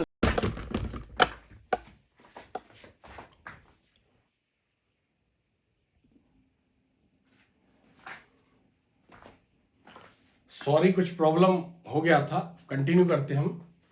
तो यहां पर हम बात क्या कर रहे हैं कि जो NH3 गैस यहां पर रिलीज हुई, चूंकि बैटरी के ऊपर इफेक्ट ना पड़े इसलिए जो Zn2+ यानी एनोड पर क्या बना Zn2+ और कैथोड पर बनी अमोनिया गैस, दोनों आपस में रिएक्ट करके कॉम्प्लेक्स कंपाउंड बनाते हैं यहां पर, जिसके कारण गैस का प्रेशर सेल की इनर वॉल यानी सेल के अंदर क्रिएट नहीं हो पाता है। तो NH3 gas is released at cathode reacts with some amount of Zn2+ released at the anode to form a complex compound, due to which the pressure inside the cell remains constant, जिससे ammonia gas का pressure cell पर नहीं पड़ पाता है। फिर क्या लिखा हमने यहाँ पर, the voltage of a dry cell is 1.25 volt to 1.5 volt, यानी जो ड्राई सेल है उसका जो वोल्टेज होता है यानी पोटेंशियल होता है, इलेक्ट्रोड पोटेंशियल 1.25 टू 1.5 यानी 1.5 वोल्ट तक की बैटरी एक सेल है। इसको एमसीक्यू में भी पूछते हैं। और इसके पहले जो हमने एसएचई पढ़ा था उसमें भी मैं बताना भूल गया, मिसिंग हो गया, कि जो स्टैंडर्ड हाइड्रोजन इलेक्ट्रोड होता है उसका इलेक्ट्रोड पोटेंशियल 0 वोल्ट माना गया, उसको भी हम ध्यान रखेंगे। एसएचई का इलेक्ट्रोड पोटेंशियल 0 वोल्ट और जो ड्राई सेल है इसका कितना है 1.25 टू 1.5। नेक्स्ट देखते हैं अगला question, what is corrosion. What is corrosion, corrosion क्या है, छोटी क्लासों से पढ़ते आ रहे हैं, तो हमें कोरोजन बताना है। और एक्सप्लेन इलेक्ट्रोकेमिकल थ्योरी यानी इलेक्ट्रोकेमिकल सेल के बेस पर हमें यह बताना है कि जो रस्टिंग की प्रोसेस है वो कैसे होती है। तो what is corrosion, explain electrochemical theory of rusting और इलेक्ट्रोकेमिकल थ्योरी ऑफ कोरोजन, इसको हमें समझाना। ये भी क्वेश्चन एग्जाम में कई बार पूछा गया। तो कोरोजन हम सभी जानते हैं हमारे नेचर में 118 एलिमेंट हैं, जिसमें से अप्रोक्स 90 के अबव, या हम कह सकते हैं अप्रोक्स 92 और 93 ऐसे ओनली मेटल है 118 एलिमेंट में, जिसमें हमने जो मेटालॉइड है उसको भी इंक्लूड कर दिया, यानी 85 मेटल होती हैं और 7 to 8 जो होती है वो मेटालॉइड्स होते हैं, यानी ऐसे 92 के आसपास मेटल हैं। तो मेटल रिएक्टिव होते हैं, हम सभी जानते हैं, छोटी क्लासों से पढ़ते आ रहे हैं। यानी मेटल में इलेक्ट्रॉन लूज करने की टेंडेंसी होती है। क्यों लूज करने की टेंडेंसी होती है? जो मेटल है उनकी लास्ट सेल में, यानी जो आउटर मोस्ट सेल में है, वो 8 से कम इलेक्ट्रॉन होते हैं, ऑक्टेट कंप्लीट नहीं होता। यानी हम ये कह सकते हैं 4 से कम इलेक्ट्रॉन होते हैं। जनरली जो मेटल होती हैं उनकी आउटर मोस्ट सेल में 4 से कम इलेक्ट्रॉन होते हैं। ऑक्टेट कंप्लीट करने के लिए ज्यादा इलेक्ट्रॉन चाहिए, इसलिए वो अपना इलेक्ट्रॉन लूज कर देती हैं। तो जो मेटल होती है वो इलेक्ट्रो पॉजिटिव होती है, यानी इलेक्ट्रॉन लूज करेंगी तो उनके ऊपर पॉजिटिव चार्ज आएगा। यानी हम ये कह सकते हैं कि मेटल रिएक्टिव होती हैं। अब मेटल में कुछ मोर रिएक्टिव मेटल है, कुछ लेस रिएक्टिव मेटल है और कुछ लीस्ट रिएक्टिव मेटल है। तो जनरली हम मोर रिएक्टिव मेटल की और लेस रिएक्टिव मेटल की बात कर रहे हैं, लीस्ट रिएक्टिव मेटल की बात नहीं कर रहे हैं। जैसे लीस्ट रिएक्टिव में सिल्वर हो गया, गोल्ड हो गया, प्लेटिनम हो गया, इरिडियम हो गया, कॉपर भी आता है। तो ये जनरली हाई रिएक्टिव मेटल नहीं है। तो जो जैसे आयरन हो गया रिएक्टिव मेटल है, सोडियम हो गया। तो कोरोजन मतलब मेटल एटमॉस्फेयर में रखते हैं, तो एटमॉस्फेयर में जो गैसेस हैं या मॉइस्चर है, यानी उससे रिएक्ट करके अनडिजायरेबल कंपाउंड बना लेती हैं, उसको बोलते हैं हम कोरोजन ऑफ मेटल्स। यानी मेटल की सरफेस या तो परमानेंट खराब हो जाती है या टेम्परेरी खराब हो जाती है। तो हम इसकी डेफिनेशन देखते हैं यहाँ पर। The process in which the surface of metal, metal की surface are converted into undesirable compounds. Generally क्या होते हैं? वो ऑक्साइड्स होते हैं। अनडिजायरेबल यानी जो कंपाउंड किसी काम के नहीं है, वो लेयर किसी काम की नहीं है। Undesirable compound bye reacting with moisture, moisture means H2 water molecule and gases. तो गैसेस में जनरली ऑक्सीजन होता है, CO2 हो गया, H2S हो गया, और भी एटसेट्रा, और भी गैसेस हो सकती हैं। Gases present in atmosphere called corrosion. तो कोरोजन क्या है? यानी मेटल की सरफेस पर अनडिजायरेबल कंपाउंड जमा हो जाते हैं। कैसे? मेटल की सरफेस मॉइस्चर से, और फिर जो गैसेस हैं यानी एटमॉस्फेयर में जो गैसेस हैं उनके साथ स्लोली ऑक्सीडाइज होती है, रिएक्ट करती हैं मेटल की सरफेस, और धीरे धीरे या तो टेम्परेरी या परमानेंट खराब हो जाती है। इस कॉल्ड कोरोजन, यानी मेटल का खराब होना एटमॉस्फेयर के कारण इज कॉल्ड कोरोजन। एग्जाम्पल यहां पर हम देखते हैं, यहां हमने इसकी डेफिनेशन पढ़ी। रस्टिंग ऑफ आयरन, आयरन का रस्टिंग हो गया यानी खराब हो गया, permanent. Greenish blue colouring of copper utensils, जो कॉपर यानी जो तांबे के बर्तन हैं वो कैसे हो जाएंगे? ग्रीनिश ब्लू यानी हरे नीले हो जाएंगे। टर्निशिंग ऑफ सिल्वर गोल्ड ऑर्नामेंट्स, यानी जो सिल्वर और गोल्ड के ऑर्नामेंट्स मतलब जिनकी ज्वेलरीज बनाने में यूज होता, हम देखते हैं जब शॉप से खरीदते हैं, ज्वेलरी की शॉप से लेके आते हैं, तब बहुत शाइनी होती है सिल्वर और गोल्ड। धीरे धीरे उनकी सरफेस की शाइन चली जाती है, यानी कहीं ना कहीं वो उस पर अनडिजायरेबल लेयर डिपॉजिट हो जाती है। लेकिन चूंकि सिल्वर और गोल्ड परमानेंट खराब नहीं हो रही, उस लेयर को हटा सकते हो, थोड़ा सा मेटल का लॉस होता है। लेकिन जो रस्टिंग ऑफ आयरन परमानेंट खराब हो जाता है। तो परमानेंट खराब हो या टेम्परेरी खराब हो रही मेटल की सरफेस, दोनों ही कंडीशन में हम उसको कोरोजन बोल रहे हैं। आयरन की सरफेस खराब होती है तो हम उसके लिए एक नया वर्ड यूज करते हैं, रस्टिंग, यानी आयरन पर जंग लगना। तो ये हमने उसके एग्जाम्पल देखे। अब हम यहां पर पढ़ेंगे इलेक्ट्रोकेमिकल थ्योरी ऑफ रस्टिंग और इलेक्ट्रोकेमिकल थ्योरी ऑफ कोरोजन। कैसे आयरन पर जंग लगा, कैसे उसकी रस्टिंग की प्रोसेस हुई। तो सबसे पहले हम इसको देखते हैं यहां पर। लेबल डायग्राम, पहले हम इसको डायग्राम के थ्रू समझते हैं। जैसे सपोज करो ये आयरन है,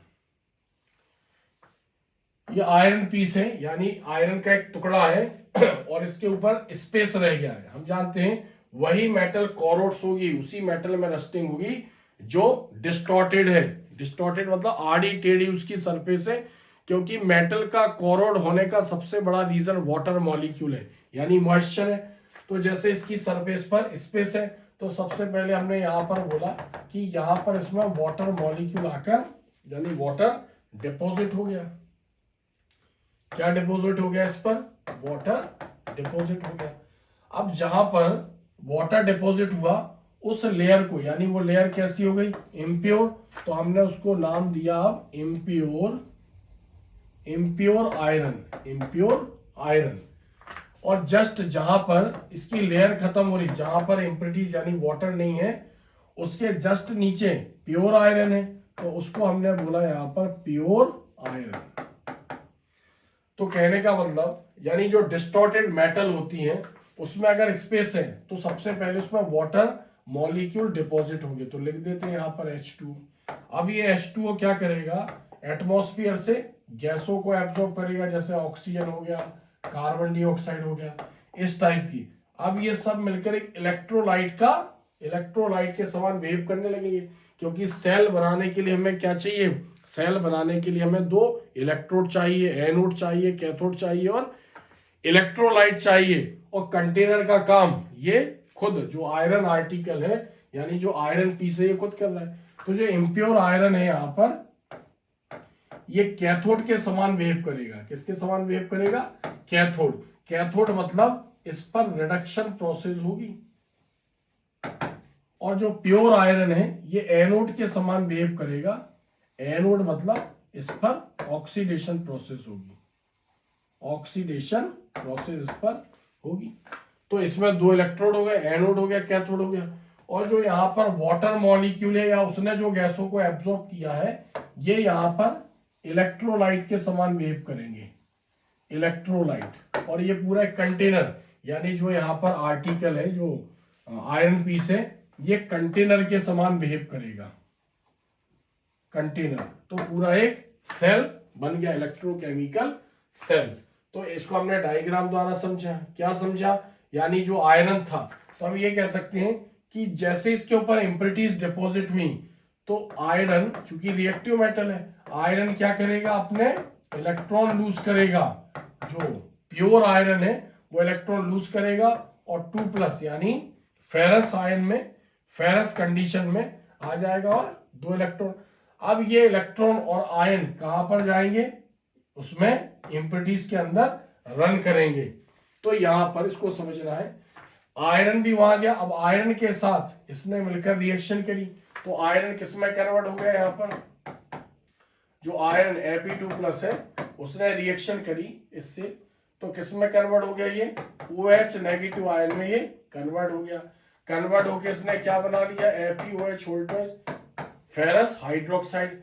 फिर इसने वाटर मॉलिक्यूल के साथ और प्लस ऑक्सीजन के साथ रिएक्ट किया और रस्ट बना लिया, जिसको आगे हम समझेंगे।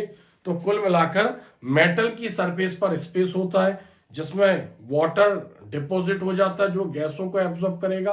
अब वो अपर लेयर जहां पर वो डिपॉजिट हो गए, जिससे वो टच है आयरन की सरफेस से, उसको बोलने लगेंगे हम इम्प्योर आयरन। वो कैथोड के समान बिहेव करेगा, इलेक्ट्रॉन गेन करेगी वो इम्प्योरिटीज। और जो उसके जस्ट नीचे का पार्ट है उसको बोलेंगे हम प्योर आयरन, और वो एनोड के समान बिहेव करेगा, इलेक्ट्रॉन लूज करेगा, इम्प्योरिटीज इलेक्ट्रोलाइट के समान बिहेव करेगी। तो अब हम इसको समझते हैं। यहां पर electrochemical theory, rusting of iron is an example of corrosion. यानी जो आयरन पर रस्टिंग हो रही है वो कोरोजन का एक सबसे बड़ा एग्जांपल है।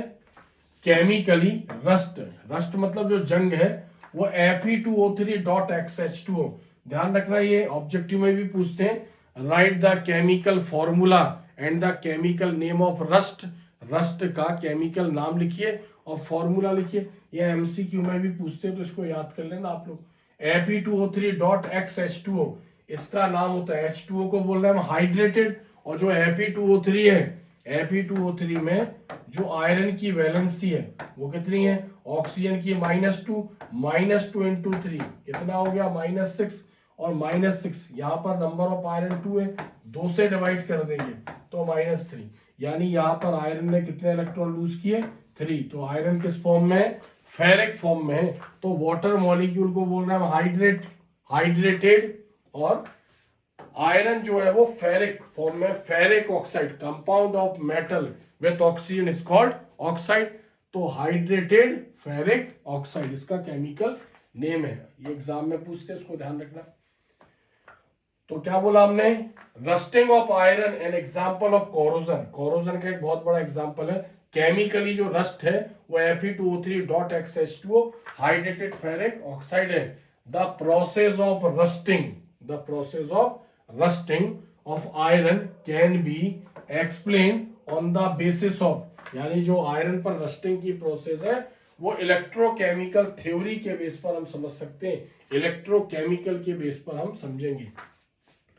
According to this theory the surface of impure iron, जहां पर वाटर मॉलिक्यूल और गैसेस डिपॉजिट हो गई उसको हम क्या बोल रहे हैं, surface of impure iron, O2 CO2 and water molecule के कारण हम उसको इम्प्योर बोलने लगे। एक्ट एज इलेक्ट्रोकेमिकल सेल, यानी वो पूरा एक इलेक्ट्रोकेमिकल सेल के समान बिहेव करने लगा, कॉल्ड कोरोजन सेल, उसको हम कोरोजन सेल भी बोल रहे हैं। ऐसे सेल में इन विच प्योर आयरन एक्ट्स, जो प्योर आयरन है वो एनोड के समान बिहेव कर रहा है, और जो इम्प्योर आयरन है वो कैथोड के समान बिहेव कर रहा है। प्योर आयरन एनोड ऑक्सीडेशन होगा, इम्प्योर आयरन कैथोड रिडक्शन होगा। अ thin layer of moisture means H2O, a thin layer of moisture H2O containing, जिसमें O2 है, CO2 है और अदर गैसेस भी हो सकती है, एक्ट एज इलेक्ट्रोलाइट के समान बिहेव करने लगी। क्लियर है, तो एक सेल बन गया। तो जो रस्टिंग ऑफ आयरन है वो कोरोजन का एक बहुत बड़ा एग्जांपल है, और जो रस्ट है वो केमिकली Fe2O3.XH2O यानी हाइड्रेटेड फेरिक ऑक्साइड है, और इम्प्योर आयरन कैथोड के समान और प्योर आयरन एनोड के समान बिहेव करेगा। इम्प्योरिटीज क्या है, वाटर मॉलिक्यूल और उसमें डिसॉल्व गैसेस जो इलेक्ट्रोलाइट के समान बिहेव करेंगी। अभी हमने इसकी प्रोसेस को समझा था। Chemical equation of reaction. अब यहां पर जो आयरन है Fe, इसको क्या बोल रहे हैं, प्योर। ये प्योर पार्ट है जहां पर इम्प्योरिटीज नहीं है। तो प्योर पार्ट इम्प्योरिटीज के कारण, इम्प्योरिटीज डिपॉजिट हो गई तो प्योर पार्ट इलेक्ट्रॉन लूज करेगा, एनोड के समान बिहेव करेगा और Fe2+ में कन्वर्ट हो जाएगा। Fe2+ भी इम्प्योरिटीज के अंदर एंटर होगा और इलेक्ट्रॉन भी इम्प्योरिटीज के अंदर एंटर होंगे, H2O और O2 और CO2 में जाके रिएक्ट करेंगे। इलेक्ट्रॉन लूज कर रहा है इसलिए हम इसको बोल रहे हैं यहां पर ऑक्सीडेशन। इलेक्ट्रॉन लूज करने की प्रोसेस ऑक्सीडेशन। फिर जो इलेक्ट्रॉन है क्या बोल रहे हैं हम, इलेक्ट्रॉन और जो फेरस आयन दोनों वाटर और इम्प्योरिटीज में एंटर हो रहे हैं।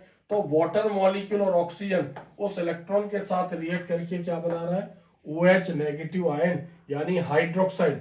इलेक्ट्रॉन गेन कर रहा है इसलिए यहां पर प्रोसेस क्या है, रिडक्शन है, और वो इम्प्योर पार्ट आयरन का कैथोड के समान बिहेव करने लगेगा।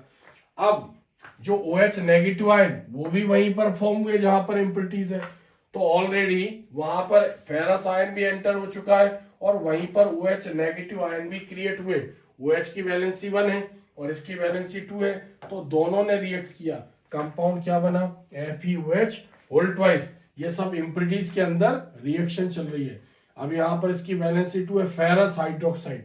अब फेरस हाइड्रोक्साइड फॉर्म हुआ, फिर उसने ऑक्सीजन से, और चूंकि वाटर मॉलिक्यूल वहां पर अनलिमिटेड है तो फिर फेरस हाइड्रोक्साइड ऑक्सीजन से, हाफ ऑक्सीजन है ये, रिएक्शन को बैलेंस करने के लिए XH2O वाटर मॉलिक्यूल से रिएक्ट करेगा और कंपाउंड क्या फॉर्म होगा, Fe2O3.XH2O is called hydrated.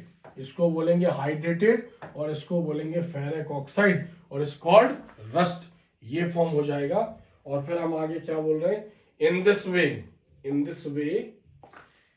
Way the process of rusting continuous. इस प्रकार ये रिएक्शन आगे चलती रहेगी। तो हमने पढ़ा अभी रस्टिंग के बारे में, यानी कोरोजन और उसकी इलेक्ट्रोकेमिकल थ्योरी। नेक्स्ट यहां पर देखते हैं अगला question, what are corrosion. Corrosion क्या है ये बताना है। Write factors affecting the corrosion. Corrosion को कौन कौन से फैक्टर अफेक्टेड करेंगे। प्रिवेंशन ऑफ कोरोजन, उसको रोकने के लिए क्या उपाय किए जाएंगे। तो कोरोजन की डेफिनेशन तो अभी हमने पढ़ी है, क्या, the process in which the surface of metals are converted into undesirable compounds means oxide by reacting with moisture and gases present in the atmosphere is called corrosion। इसको हम corrosion बोलेंगे। एग्जाम्पल भी हमने देखे, rusting of iron, greenish blue colouring of copper utensils, tarnishing of silver and gold ornaments, यानी जो चांदी और सोने के जो ज्वेलरीज हैं वो खराब हो जाएगी। Factors affecting of corrosion, corrosion को कौन कौन से फैक्टर अफेक्टेड करेंगे, यानी मेटल के ज्यादा खराब होने के लिए क्या क्या रिस्पॉन्सिबल है उसको बोलते हैं फैक्टर। तो हमें क्या पढ़ना है, इसकी डेफिनेशन, फिर हम फैक्टर पढ़ेंगे, फिर उसके प्रिवेंशन, उसके रोकने के उपाय हम पढ़ेंगे। फैक्टर्स ऑफ कोरोजन, कोरोजन को कौन कौन से फैक्टर अफेक्टेड करेंगे। तो यहां पर क्या है, रिएक्टिविटी ऑफ मेटल, मेटल जितनी रिएक्टिव होगी कोरोजन की प्रोसेस उतनी ज्यादा होगी।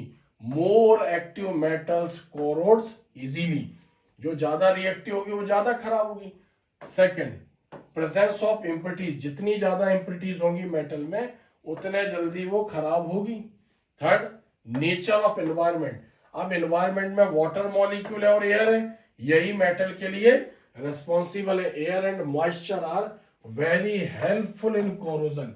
इफ आयरन इज केप्ट, अगर आयरन को वैक्यूम में रखें जहां पर गैसेस ना हो, इट डज नॉट रस्ट, तो उस पर रस्टिंग नहीं होगी। इससे पता चल गया कि जो एनवायरमेंट है, एटमॉस्फेयर है, वो उसको खराब करने के लिए ज्यादा रिस्पॉन्सिबल है। फोर्थ, शेप ऑफ मेटल, अगर जो मेटल है वो डिस्टॉर्टेड है, आड़ी टेढ़ी है, रफ सरफेस वाली है, कोरोड मोर, ज्यादा से ज्यादा खराब होगी। देन मेटल्स विथ प्लेन, अगर मान लो मेटल की सरफेस प्लेन है और यूनिफॉर्म है, एक जैसी सरफेस है, तो वो जल्दी खराब नहीं होगी कंपेयर टू डिस्टॉर्टेड और रफ सरफेस।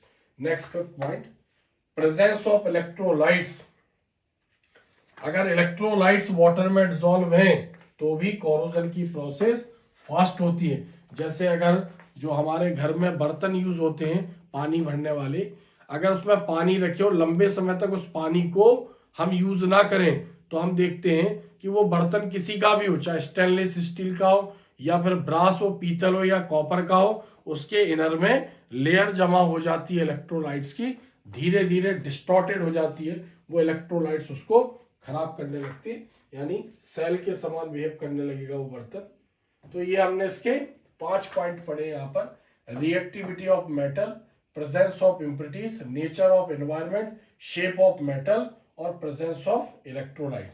अब प्रिवेंशन ऑफ कोरोजन, कोरोजन को रोकना है तो क्या करना पड़ेगा हमें, प्रिवेंशन ऑफ कोरोजन। कोरोजन को अगर रोकना है तो क्या करेंगे, बाय पॉलिशिंग और पेंटिंग, यानी मेटल की सरफेस पर पॉलिश या पेंट चढ़ा देंगे। क्योंकि जो मेटल है वो इनऑर्गेनिक एलिमेंट है और जो पेंट है और पॉलिश है वो ऑर्गेनिक कंपाउंड है, और जो वाटर है वो इनऑर्गेनिक कंपाउंड है। तो इनऑर्गेनिक कंपाउंड से रिएक्ट कर रहा है, लेकिन जब पेंट की लेयर चढ़ा देंगे तो ऑर्गेनिक कंपाउंड एक बैरियर है, यानी जो पेंट और पॉलिश है वो एक बैरियर है, जिसके कारण जो पेंट की जो लेयर चढ़ गई उस मेटल के ऊपर, वो वाटर मॉलिक्यूल को अंदर जाने से रोक दे रही है। क्योंकि जो पेंट है वो कार्बन कंटेनिंग कंपाउंड है, तो इनऑर्गेनिक कंपाउंड कार्बनिक कंपाउंड में डिसॉल्व नहीं हो पा रहे।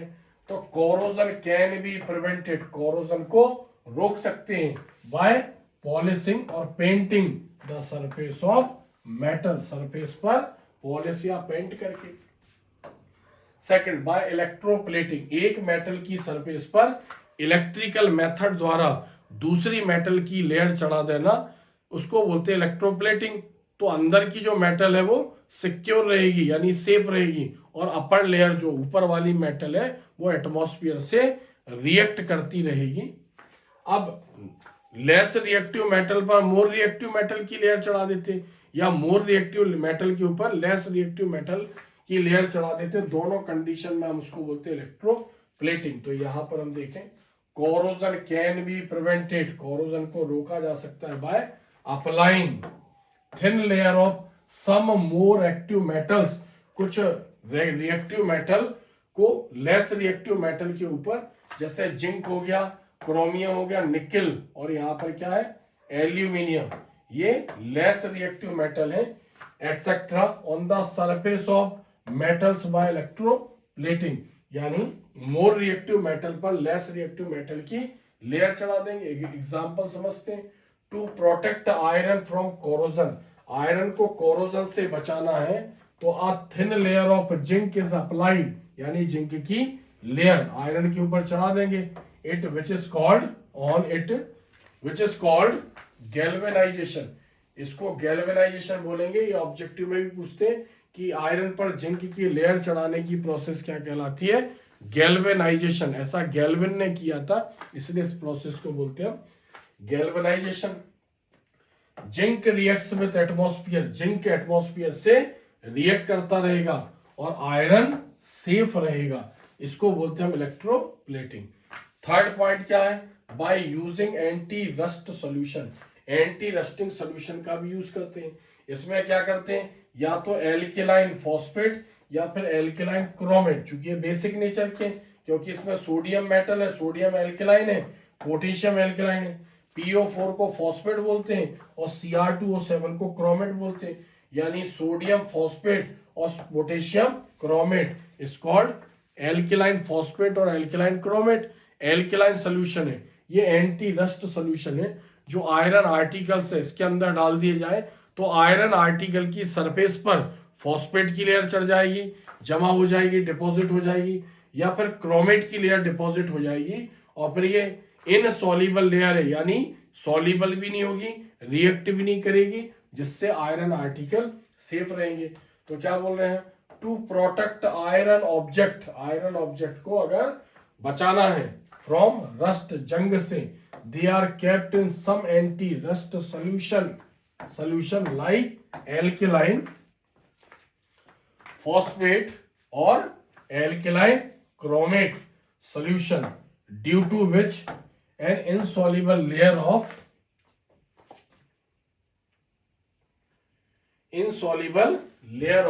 क्या बोल रहे हैं, insoluble layer of phosphate or chromate is formed on the surface of iron and the process of corrosion stops, corrosion की प्रोसेस रुक जाएगी। तो यहां पर हमने पढ़ा कोरोजन की डेफिनेशन, कौन कौन से फैक्टर उसको अफेक्टेड कर रहे हैं बहुत सिंपल पॉइंट के साथ, और कोरोजन को रोकने के लिए हम क्या क्या प्रिवेंशन, क्या क्या उपाय कर सकते हैं। नेक्स्ट क्वेश्चन देखते हैं, question number 8।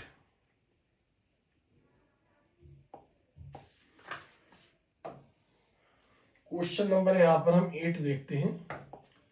Explain the mechanism of lead storage cell, lead storage cell की मैकेनिज्म को समझना है। एक्सप्लेन मतलब डायग्राम और इक्वेशन है, और क्या लिख रहे हैं यहां पर, write the chemical equation for charging और discharging of lead storage cell. Lead storage cell एक सेकेंडरी सेल है, सेकेंडरी सेल बार बार डिस्चार्ज होगा और उसके करंट के द्वारा उसको बार बार चार्ज करके फिर उसको यूज में ला सकते हैं। तो लेड स्टोरेज सेल एक सेकेंडरी सेल है, इसकी हमें मैकेनिज्म मतलब पूरा उसको एक्सप्लेन करना है कि लेड स्टोरेज सेल है क्या, कैसे बनाओ, केमिकल रिएक्शन उसमें कैसी होगी, चार्जिंग वाली कैसी होगी। दो टाइप से ये पूछा गया है। Explain the mechanism of lead storage cell, first time में उसको पूरा एक्सप्लेन करना है, डायग्राम इक्वेशन वगैरह थोड़ा बहुत सब उसके बारे में बताते हुए। सेकंड क्या है, इसी में इंक्लूड कर दिया, राइट केमिकल इक्वेशन, जब वो डिस्चार्ज होगा और जब वो चार्ज होगा तब लेड स्टोरेज सेल में होने वाली रिएक्शनों को बताना है। तो यहां पर हम इसको समझेंगे, इसका आंसर देखते हैं। In this cell grade of lead और एसबी यानी लेड एंड एंटीमनी अलाई, इसमें ग्रेड यानी एक जो सेल होता है उसमें जाली लगी होती है, जाली मतलब नेट, किसका बना होगा, लेड और एंटीमनी। अलॉय इज यूज्ड, उसके अंदर ग्रिड यानी एक जाली यूज करते हैं, लेड और एंटीमनी, दोनों मेटल है यानी metallic mixture is called alloy. One grid is filled, यानी जो एक ग्रिड है विथ स्पॉन्जी लेड, वो स्पॉन्जी लेड होता है, ठीक है। विच एक्ट्स एज एनोड, यानी एनोड के समान, उसमें स्पॉन्ज यानी लेड भर देंगे और एनोड के समान बिहेव करेगा। एंड द अदर ग्रिड, दूसरी जो पार्ट रहेगा यानी दूसरी जो जाली रहेगी, फिल्ड विद लेड ऑक्साइड यानी PbO2। यानी कुल मिलाकर जो अलॉय है लेड और एंटीमनी, इसके हमें क्या बनाना है, इलेक्ट्रोड बनाना है दो। एक इलेक्ट्रोड में स्पॉन्जी लेड, यानी स्पॉन्जी लेड मतलब पोरस लेड, जिसके अंदर छिद्र हो उसको बोलेंगे स्पॉन्जी लेड, भर देंगे। और एक इलेक्ट्रोड जो बनाएंगे उसमें लेड ऑक्साइड PbO2 भर देंगे, विच एक्ट्स एज कैथोड। यानी इस एलॉय से दो इलेक्ट्रोड बनाए, एक में क्या भर दिया हमने, एक में भर दिया लेड और दूसरे इलेक्ट्रोड में क्या कर दिया, PbO2 लेड ऑक्साइड फिल कर दिया। एंड 15 to 20% H2SO4 सॉल्यूशन, जिसमें H2SO4 सॉल्यूशन लिया। In the cell acts as electrolyte, जो सेल के अंदर इलेक्ट्रोलाइट का काम करेगा। तो हम ये कह सकते हैं कि जो इसका एनोड है, जो इसका एनोड है वो लेड है और जो इसका कैथोड है वो लेड ऑक्साइड है। और इसके अंदर जो इलेक्ट्रोलाइट भरा हुआ है वो H2SO4 है यानी सल्फ्यूरिक एसिड। बाकी जो दोनों इलेक्ट्रोड हैं वो किसके बने हुए हैं, PbSb यानी लेड एंटीमनी अलॉय, उसके अंदर फिल किया गया लेड और लेड ऑक्साइड, लेड ऑक्साइड। ये इसका डायग्राम हो गया। ये इसकी हमने थोड़ा सा इसके बारे में उसकी मैकेनिज्म को हमने समझा। ये डायग्राम हो गया, सिंपल सा डायग्राम है। H2SO4, जब इससे करंट हमें यूज करना है तो H2SO4 का डीकम्पोजिशन होगा सल्फेट में और H+ आयन में। अब हम इसकी रिएक्शन को समझते हैं। सिंपल सा सेल है एक। Chemical equation of reaction, chemical equation of reaction, chemical equation of reaction और chemical equation for charging and discharging of lead storage cell. तो इसके अंदर इलेक्ट्रोलाइट क्या आता है, H2SO4। जब उसको वर्किंग प्रोसेस में लाए, वर्किंग में लाए तो H+ अलग हो गया और सल्फेट अलग हो गया। सल्फेट की वैलेंसी 2 होती है और H की वैलेंसी 1 होती है। At the time of discharge, जब इसको यूज कर रहे हैं तो उसकी जो रिएक्शन है वो वन वे चलेंगी यानी इररिवर्सिबल, यानी वो यूज होगा तो अंदर की रिएक्शन जो है वो वन वे चलेंगी। तो रिएक्शन क्या होगी अंदर, जब हम उसको वर्किंग में ले रहे हैं, जो लेड है जो सल्फेट आयन है इससे रिएक्ट कर रहा है, सल्फेट आयन से, तो Pb अब जब इससे रिएक्ट करेगा, ऑलरेडी इसके पास 2 इलेक्ट्रॉन है, तो लेड ने क्या किया, अपने पहले 2 इलेक्ट्रॉन लूज किए, इसके ऊपर चार्ज आ गया 2+, तो कंपाउंड क्या फॉर्म हुआ, PbSO4। पहले लेड को अपने 2 इलेक्ट्रॉन लूज करने पड़े तब सल्फेट से वो रिएक्ट कर पाए। इलेक्ट्रॉन लूज कर रहा है इसलिए प्रोसेस इज कॉल्ड ऑक्सीडेशन, और ऑक्सीडेशन की प्रोसेस जिस पर होगी एनोड। फिर जो इलेक्ट्रॉन है वो PbO2, PbO2 मतलब जो कैथोड पार्ट है उसमें PbO2 भरा और जो एनोड पार्ट है उसमें लेड भरा हुआ है। तो PbO2 जो H+ आयन है उसके साथ रिएक्ट कर रहा है PbO2 और जो सल्फेट है यानी PbO2 H+ और सल्फेट, और जो लेड ने इलेक्ट्रॉन लूज किए, ये तीनों यानी आपस में रिएक्ट करेंगे और किसमें कन्वर्ट हो गए, PbSO4 और वाटर में। चूंकि इलेक्ट्रॉन गेन कर रहा है यानी कैथोड पर इलेक्ट्रॉन गेन करने की प्रोसेस होती है, रिडक्शन प्रोसेस होती है, तो यहाँ पर इलेक्ट्रॉन गेन कर रहा है इसलिए प्रोसेस को क्या बोल रहे हैं, रिडक्शन, और यहाँ पर ये क्या है, कैथोड का काम कर रहा है।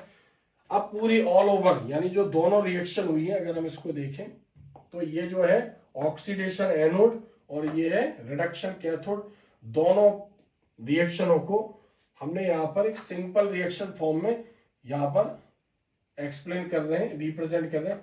तो लेड यहाँ पर हो गया लेड, फिर PbO2 तो ये हो गया PbO2, फिर H2SO4 यानी यहाँ पर 2 SO4 हो गए और हाइड्रोजन 4 हो गए। इलेक्ट्रॉन गेन किए क्योंकि H प्लस इलेक्ट्रॉन की कमी है यहाँ पर, तो यहाँ पर कंपाउंड क्या फॉर्म हुआ, H2SO4। PbSO4 यहाँ पर 2 है तो 2PbSO4, और यहाँ पर क्या फॉर्म हुआ, H2। क्लियर है। तो यहाँ पर H प्लस 2 इलेक्ट्रॉन ये हो गए और यहाँ पर 2 इलेक्ट्रॉन ये हो गए, यानी आपस में कंपाउंड क्या बना, लेड PbO2 और H2SO4 रिएक्ट करके लेड सल्फेट और वाटर मॉलिक्यूल फॉर्म कर रहे हैं। इन दोनों रिएक्शनों को कंप्लीट रिएक्शन के फॉर्म में बताया, यानी ये हाफ रिएक्शन, ये हाफ रिएक्शन, ये कंप्लीट रिएक्शन यहाँ पर। एट द टाइम ऑफ, ये जब डिस्चार्ज हो रहा है यानी उसके करंट को यूज कर रहे हैं, at the time of charging. अब वो जब चार्ज हो रहा है, जब उसको चार्ज करेंगे रिएक्शन अपोजिट डायरेक्शन में चलने लगेंगी। अपोजिट डायरेक्शन में जैसे हमने लिखा, इधर देखो, ये एक बार फिर से हम देख लें, यहां पर PbSO4 यानी हम इसको अपोजिट डायरेक्शन में लिखेंगे। यहां पर ये एनोड था, यानी लेड सल्फेट से रिएक्शन करके PbSO4 इलेक्ट्रॉन लूज करना था। इसमें क्या बोल रहे हैं, जो लेड सल्फेट है वो इलेक्ट्रॉन गेन करके क्या बना रहा है, Pb और सल्फेट, यानी इसको हम जस्ट अपोजिट कर देंगे तो ये बन जाएगा कैथोड, और इसको अपोजिट कर देंगे तो ये बन जाएगा एनोड, और बाकी दोनों को टोटल करेंगे तो ये रिएक्शन आएगी। ये कब, जब डिस्चार्ज हो रहा है, और ये रिएक्शन कब, जब चार्ज हो रहा है। तो इसको अपोजिट डायरेक्शन में लिखेंगे, इसको अपोजिट डायरेक्शन में लिखेंगे तो ये एनोड से कैथोड हो जाएगा, कैथोड से एनोड, यानी इसको अपोजिट लिख रहा है और इसको अपोजिट लिख रहा है। तो यहाँ पर एक रिएक्शन तो हम देख सकते हैं, ये है, यहाँ पर इसका साइड हमने इसको पहले लिख दिया, और जो रिएक्टेंट पोर्शन था उसको एज ए प्रोडक्ट बना दिया और कैथोड हो गया। यहाँ पर भी क्या करेंगे, इसको पहले लिखेंगे और इसको यहाँ पर बाद में लिखेंगे। चार्ज करने पर रिएक्शन अपोजिट डायरेक्शन में चलेंगी। तो यहाँ पर देख रहे हैं ऊपर की रिएक्शन का जस्ट अपोजिट रिएक्शन है चार्जिंग। PbSO4 इलेक्ट्रॉन गेन कर रहा है, इसलिए प्रोसेस क्या है यहाँ पर, रिडक्शन। कैथोड यानी इसने यहाँ पर इलेक्ट्रॉन गेन किए, Pb अलग हो गया और सल्फेट अलग हो गया। फिर उस रिएक्शन की, दोनों ने आपस में रिएक्शन किया, लेड ऑक्साइड अलग हो गया, H अलग हो गया और ये अलग हो गया।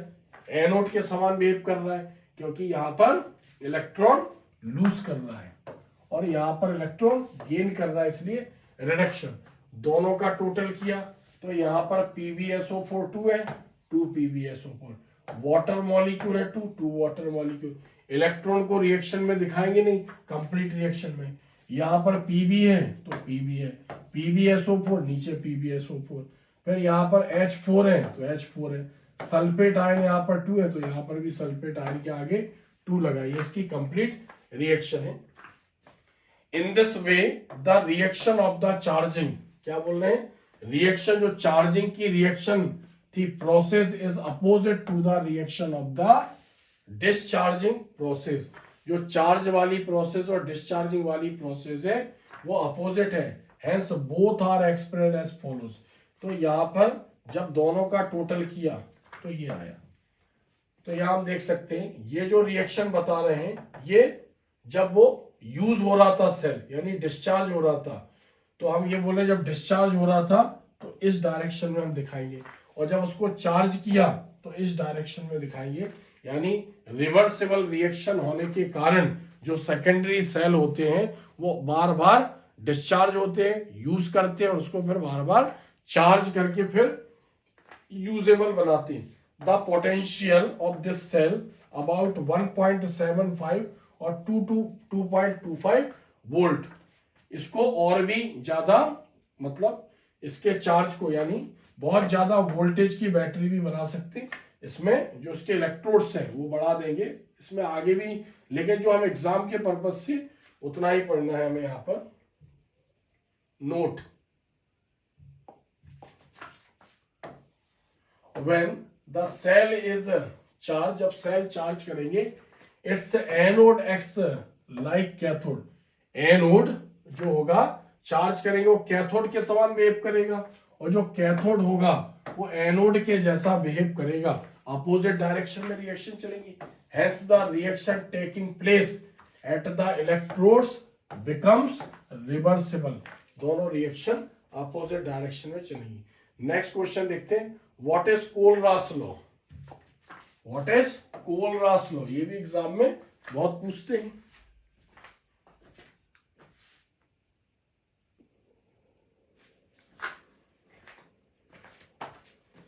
क्वेश्चन नंबर 9 पढ़ेंगे हम, कोलरास law.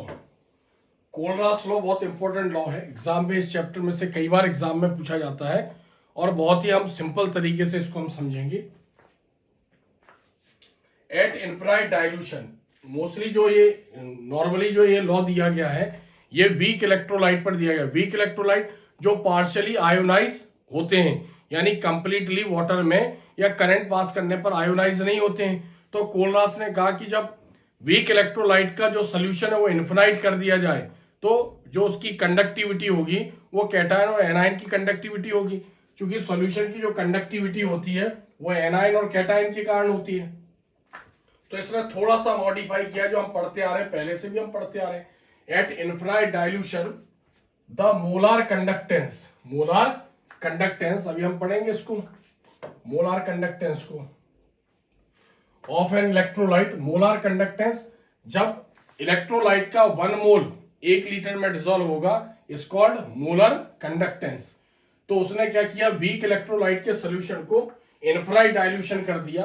N electrolyte is equal to sum of molar conductance of cation and anion at infinite dilution, it is called Kohlrausch law. इसको फिर से समझते हैं। At infinite dilution the molar conductance of an electrolyte is equal to the sum of molar conductance of cation and anion at infinite dilution. जो solution की conductivity होगी infinite dilution पर वो कैटायन और एनायन के कारण होगी, क्योंकि कंडक्टिविटी ऑफ सॉल्यूशन एनायन और कैटायन ही उसके लिए रिस्पॉन्सिबल है, उसके कारण ही होती है। लेकिन चूंकि ये वीक इलेक्ट्रोलाइट के लिए दिया गया था Kohlrausch law, it is called Kohlrausch law. अब जो मोलार कंडक्टिविटी आगे हम पढ़ेंगे, जनरली इसको लैम्डा एम से डिनोट करते हैं हम। तो इनफिनाइट, यहां पर जो ऊपर इसके जो 0 बता रहा है ये इनफिनाइट डाइल्यूशन को डिनोट कर रहा है। हम इसको ऐसा भी लिख सकते हैं। तो मोलार कंडक्टिविटी जब उसकी जो डाइल्यूशन है वो इनफिनाइट हो, तो यहां पर x क्या है, कैटायन, यानी कैटायन और उनका डाइल्यूशन कैसा है, इनफिनाइट है। और यहां पर जो y है वो एनायन है। y क्या है यहाँ पर, एनायन। C फॉर कैटायन और A फॉर एनायन, एनायन के लिए A और कैटायन के लिए C। तो इसका फॉर्मूला था, ये आपको ध्यान भी रखना, ये MCQ में भी पूछते हैं, ऑब्जेक्टिव में भी पूछते हैं। इनफिनाइट डाइल्यूशन लैम्डा एम, यानी मोलार कंडक्टिविटी जब इनफिनाइट डाइल्यूशन पर है तो equals to x lambda infinite C positive और y lambda infinite A negative, ये इसका फॉर्मूला है। फिर इसके बारे में हम बता रहे हैं ये क्या है, ये क्या है, infinite lambda m molar conductance of electrolyte. Electrolyte कौन सा है, weak electrolyte, at infinite dilution. Lambda infinite C positive यानी cation, molar conductance of cation at infinite dilution. Lambda infinite A negative, molar conductance of anion at infinite dilution. यानी जो पूरा electrolyte है उसका dilution infinite है, उसमें cation और anion है, तो उसको भी हम बोल रहे हैं इनफिनाइट डाइल्यूशन पर कैटायन और एनायन की कंडक्टिविटी। x और y क्या है, number of cation and anion. अब इसका एग्जांपल हम देखें, NaCl। अब NaCl तो यहाँ पर स्ट्रॉन्ग इलेक्ट्रोलाइट है, हम इसको स्ट्रॉन्ग इलेक्ट्रोलाइट के माध्यम से भी यहाँ पर समझेंगे। तो Na प्लस और Cl माइनस, ये ऐसे आयोनाइज हुआ, तो हम इस पर अप्लाई करेंगे कोलरास लॉ पे। तो क्या लिखेंगे, lambda M infinite lambda M NaCl, और यहां पर चूंकि कैटायन 1 है यानी यहां पर x जो है हमारे पास 1 है, तो 1 को लिखा नहीं गया। लैम्डा इनफिनाइट Na प्लस, और y भी हमारे पास एक ही है तो y को 1 नहीं लिखा गया, तो लैम्डा इनफिनाइट Cl माइनस। तो ये हमने इसका एग्जांपल दिया। अब इसके एप्लीकेशंस भी एग्जाम में लिखने के लिए आते।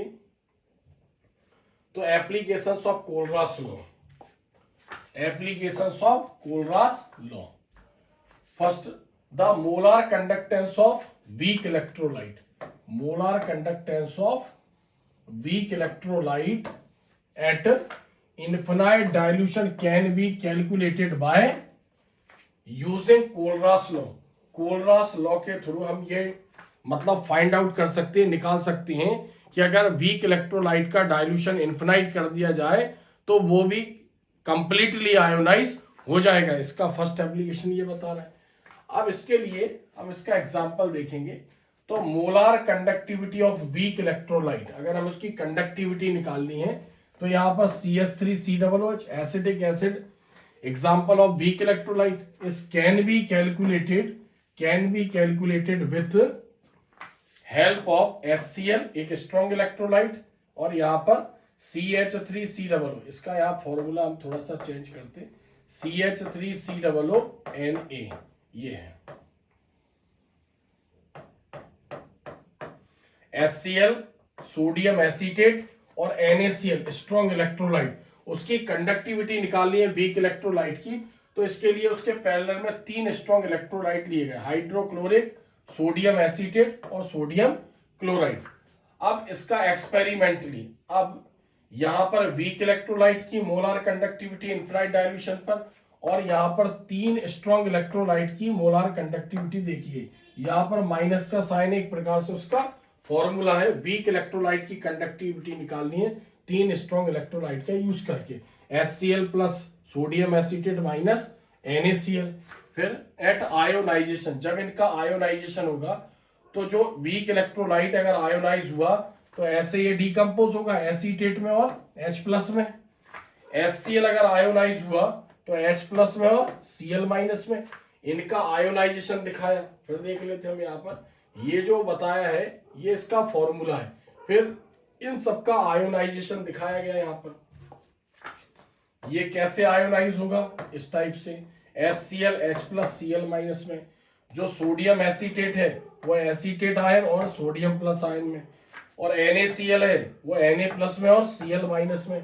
अब इस फॉर्मूले में यानी इसकी जगह इसकी वैल्यू पुट कर देंगे, इसकी जगह इसकी वैल्यू पुट कर देंगे, इसकी जगह इसकी वैल्यू यहाँ पर पुट कर देंगे। तो यहाँ पर हम देख सकते हैं, तो इस फॉर्मूले में क्या करेंगे, अब यहाँ पर इसकी वैल्यू पुट करेंगे, दोनों में लैम्डा कॉमन है तो लैम्डा कॉमन निकाल लेंगे, और जब इनकी वैल्यू पुट करेंगे ये तो सभी में लैम्डा दिख रहा है, यानी इसमें से लैम्डा कॉमन ले लेंगे जब इसकी वैल्यू वहां रखेंगे, और इसमें से लैम्डा कॉमन ले लेंगे। तो इधर देखते हैं हम यहाँ पर द गेट एबव रिलेशन। अब जब हमने इसकी वैल्यू यहाँ पर रखी तो CH3COH एसिटिक एसिड की जगह उसकी वैल्यू पुट करी, लैम्डा कॉमन ले लिया, इसकी वैल्यू रखी, इसमें से लैम्डा कॉमन, यानी सभी में से लैम्डा कॉमन लेकर उसके फॉर्मूले में हमने रख दिया। तो यहाँ पर Na पॉजिटिव का है, ये नेगेटिव का है, ये पॉजिटिव का और ये नेगेटिव का है, कट जाएगा। तो क्या बचेगा यहाँ पर, लैम्डा एसीटेट आयन और H प्लस आयन जो किसके इक्वल है, इसके इक्वल है। तो ये प्रूफ हो गया कि अगर वीक इलेक्ट्रोलाइट के सॉल्यूशन को इन्फिनाइट कर दिया जाए उसके डाइल्यूशन को, तो वीक इलेक्ट्रोलाइट भी कंप्लीटली आयोनाइज हो जाएगा। ये फर्स्ट एप्लीकेशन के थ्रू कोलरास ने यहां पर उसको एक्सप्लेन किया। नेक्स्ट सेकंड एप्लीकेशन देखते हैं उसका। दूसरा use, the degree of dissociation, यानी डिग्री ऑफ डिसोसिएशन, कितना अमाउंट डिसोसिएट हुआ, degree of dissociation of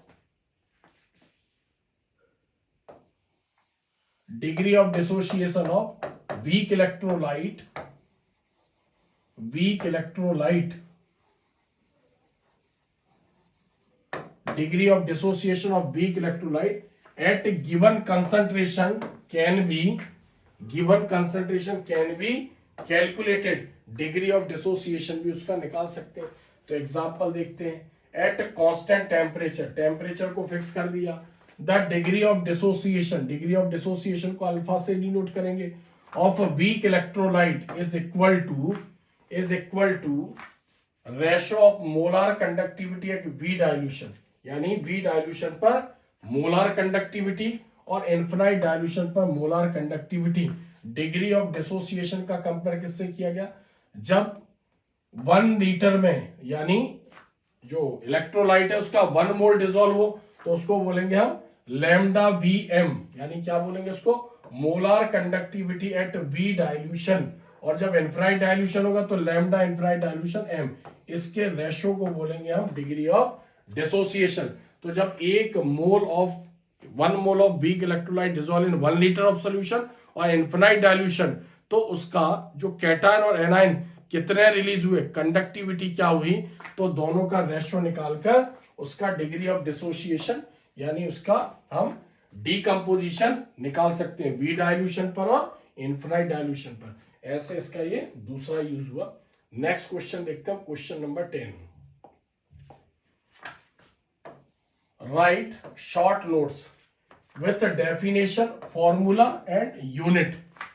ohms law, specific conductivity और conductance, specific resistance, equivalent conductivity, molecular, इसको मोलार कंडक्टिविटी के नाम से जानेंगे, मोलार कंडक्टिविटी, और सेल कांस्टेंट। ये एग्जाम में पूछते हैं। Write the short notes, definition लिखनी है उसकी, फॉर्मूला है तो फॉर्मूला बताना है, और उसकी हमें यूनिट भी बतानी है। तो यहां पर हम देख लेते हैं।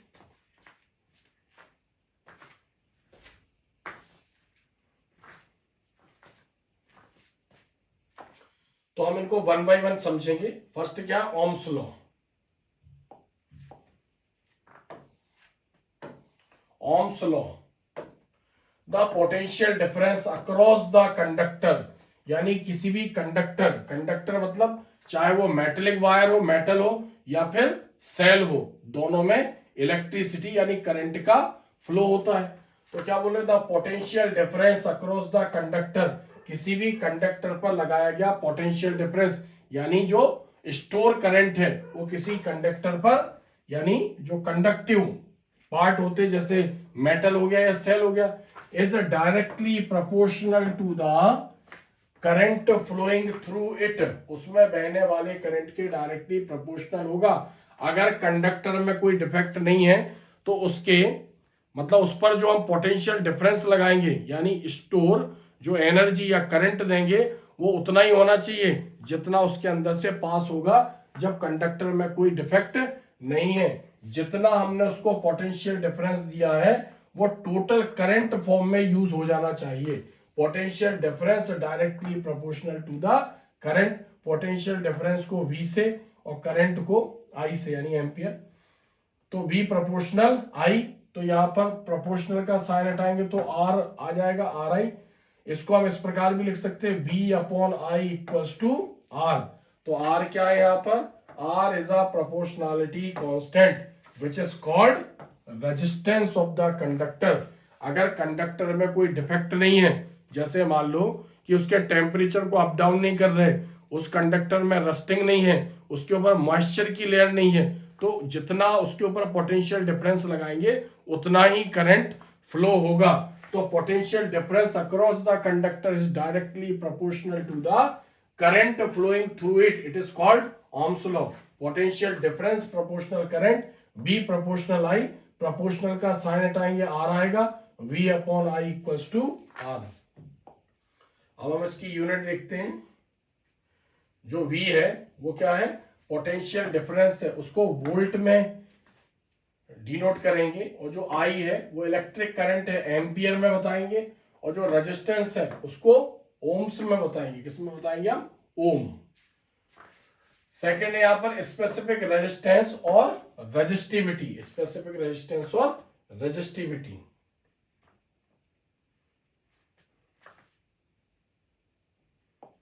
तो यहां पर जो हम पॉइंट पढ़ रहे हैं, ये क्या पढ़ रहे हैं हम? Right the short notes with definition, formula and unit. तो इसको हम नेक्स्ट सेकंड पार्ट में पढ़ेंगे। आज आपको जो भी बताया गया उतना बहुत इंपॉर्टेंट क्वेश्चन है, बहुत हार्ड क्वेश्चन है, बहुत सिंपल लैंग्वेज में हमने समझे। डेफिनेशन आप जरूर उसको नोट करें, उसको याद करें, इजीली आपको याद हो जाएंगे। बाकी यहां से इसमें 2-3 क्वेश्चन और हैं जिसको हम नेक्स्ट वीडियो में समझेंगे। ये भी बहुत इंपॉर्टेंट है, शॉर्ट नोट्स भी बहुत आते हैं एग्जाम में, और इसमें जैसे फैराडेज लॉ वगैरह है और नस्ट इक्वेशन, इसको हम समझेंगे सेकेंड पार्ट में। अगर वीडियो आपको अच्छा लगे तो वीडियो को कमेंट्स जरूर किया करो, वीडियो को लाइक जरूर किया करो और अपने दोस्तों को शेयर करें ताकि ज़्यादा से ज़्यादा बच्चे उसका बेनिफिट ले सकें और एग्जाम में अच्छे मार्क्स ला सके। यही मैं उम्मीद रखता हूं आप लोगों से। और लगातार जब तक आपका पेपर नहीं हो जाता है केमिस्ट्री का, तब तक मैं आपको सब कुछ बताऊंगा। कॉपी कैसे चेक होती है, कॉपी में कैसे लिखना है, उसके बाद जो इंपॉर्टेंट पेपर मैं बनाता हूं, किस टाइप के क्वेश्चन आने के चांसेस हैं, 100% जो क्वेश्चन आने के चांसेस हैं 2025 में, उसका भी पेपर मैं बहुत जल्दी बनाने वाला हूं। ऐसे 2-3 बहुत ही अच्छे वीडियो मैं आपके पास लाने वाला हूं, इसलिए कोई भी वीडियो मेरा मिस मत कीजिए और जरूर देखिए उस वीडियो को, क्योंकि कुछ ना कुछ सीखने को आपको मिलेगा। आज के लिए इतना ही काफी है। धन्यवाद।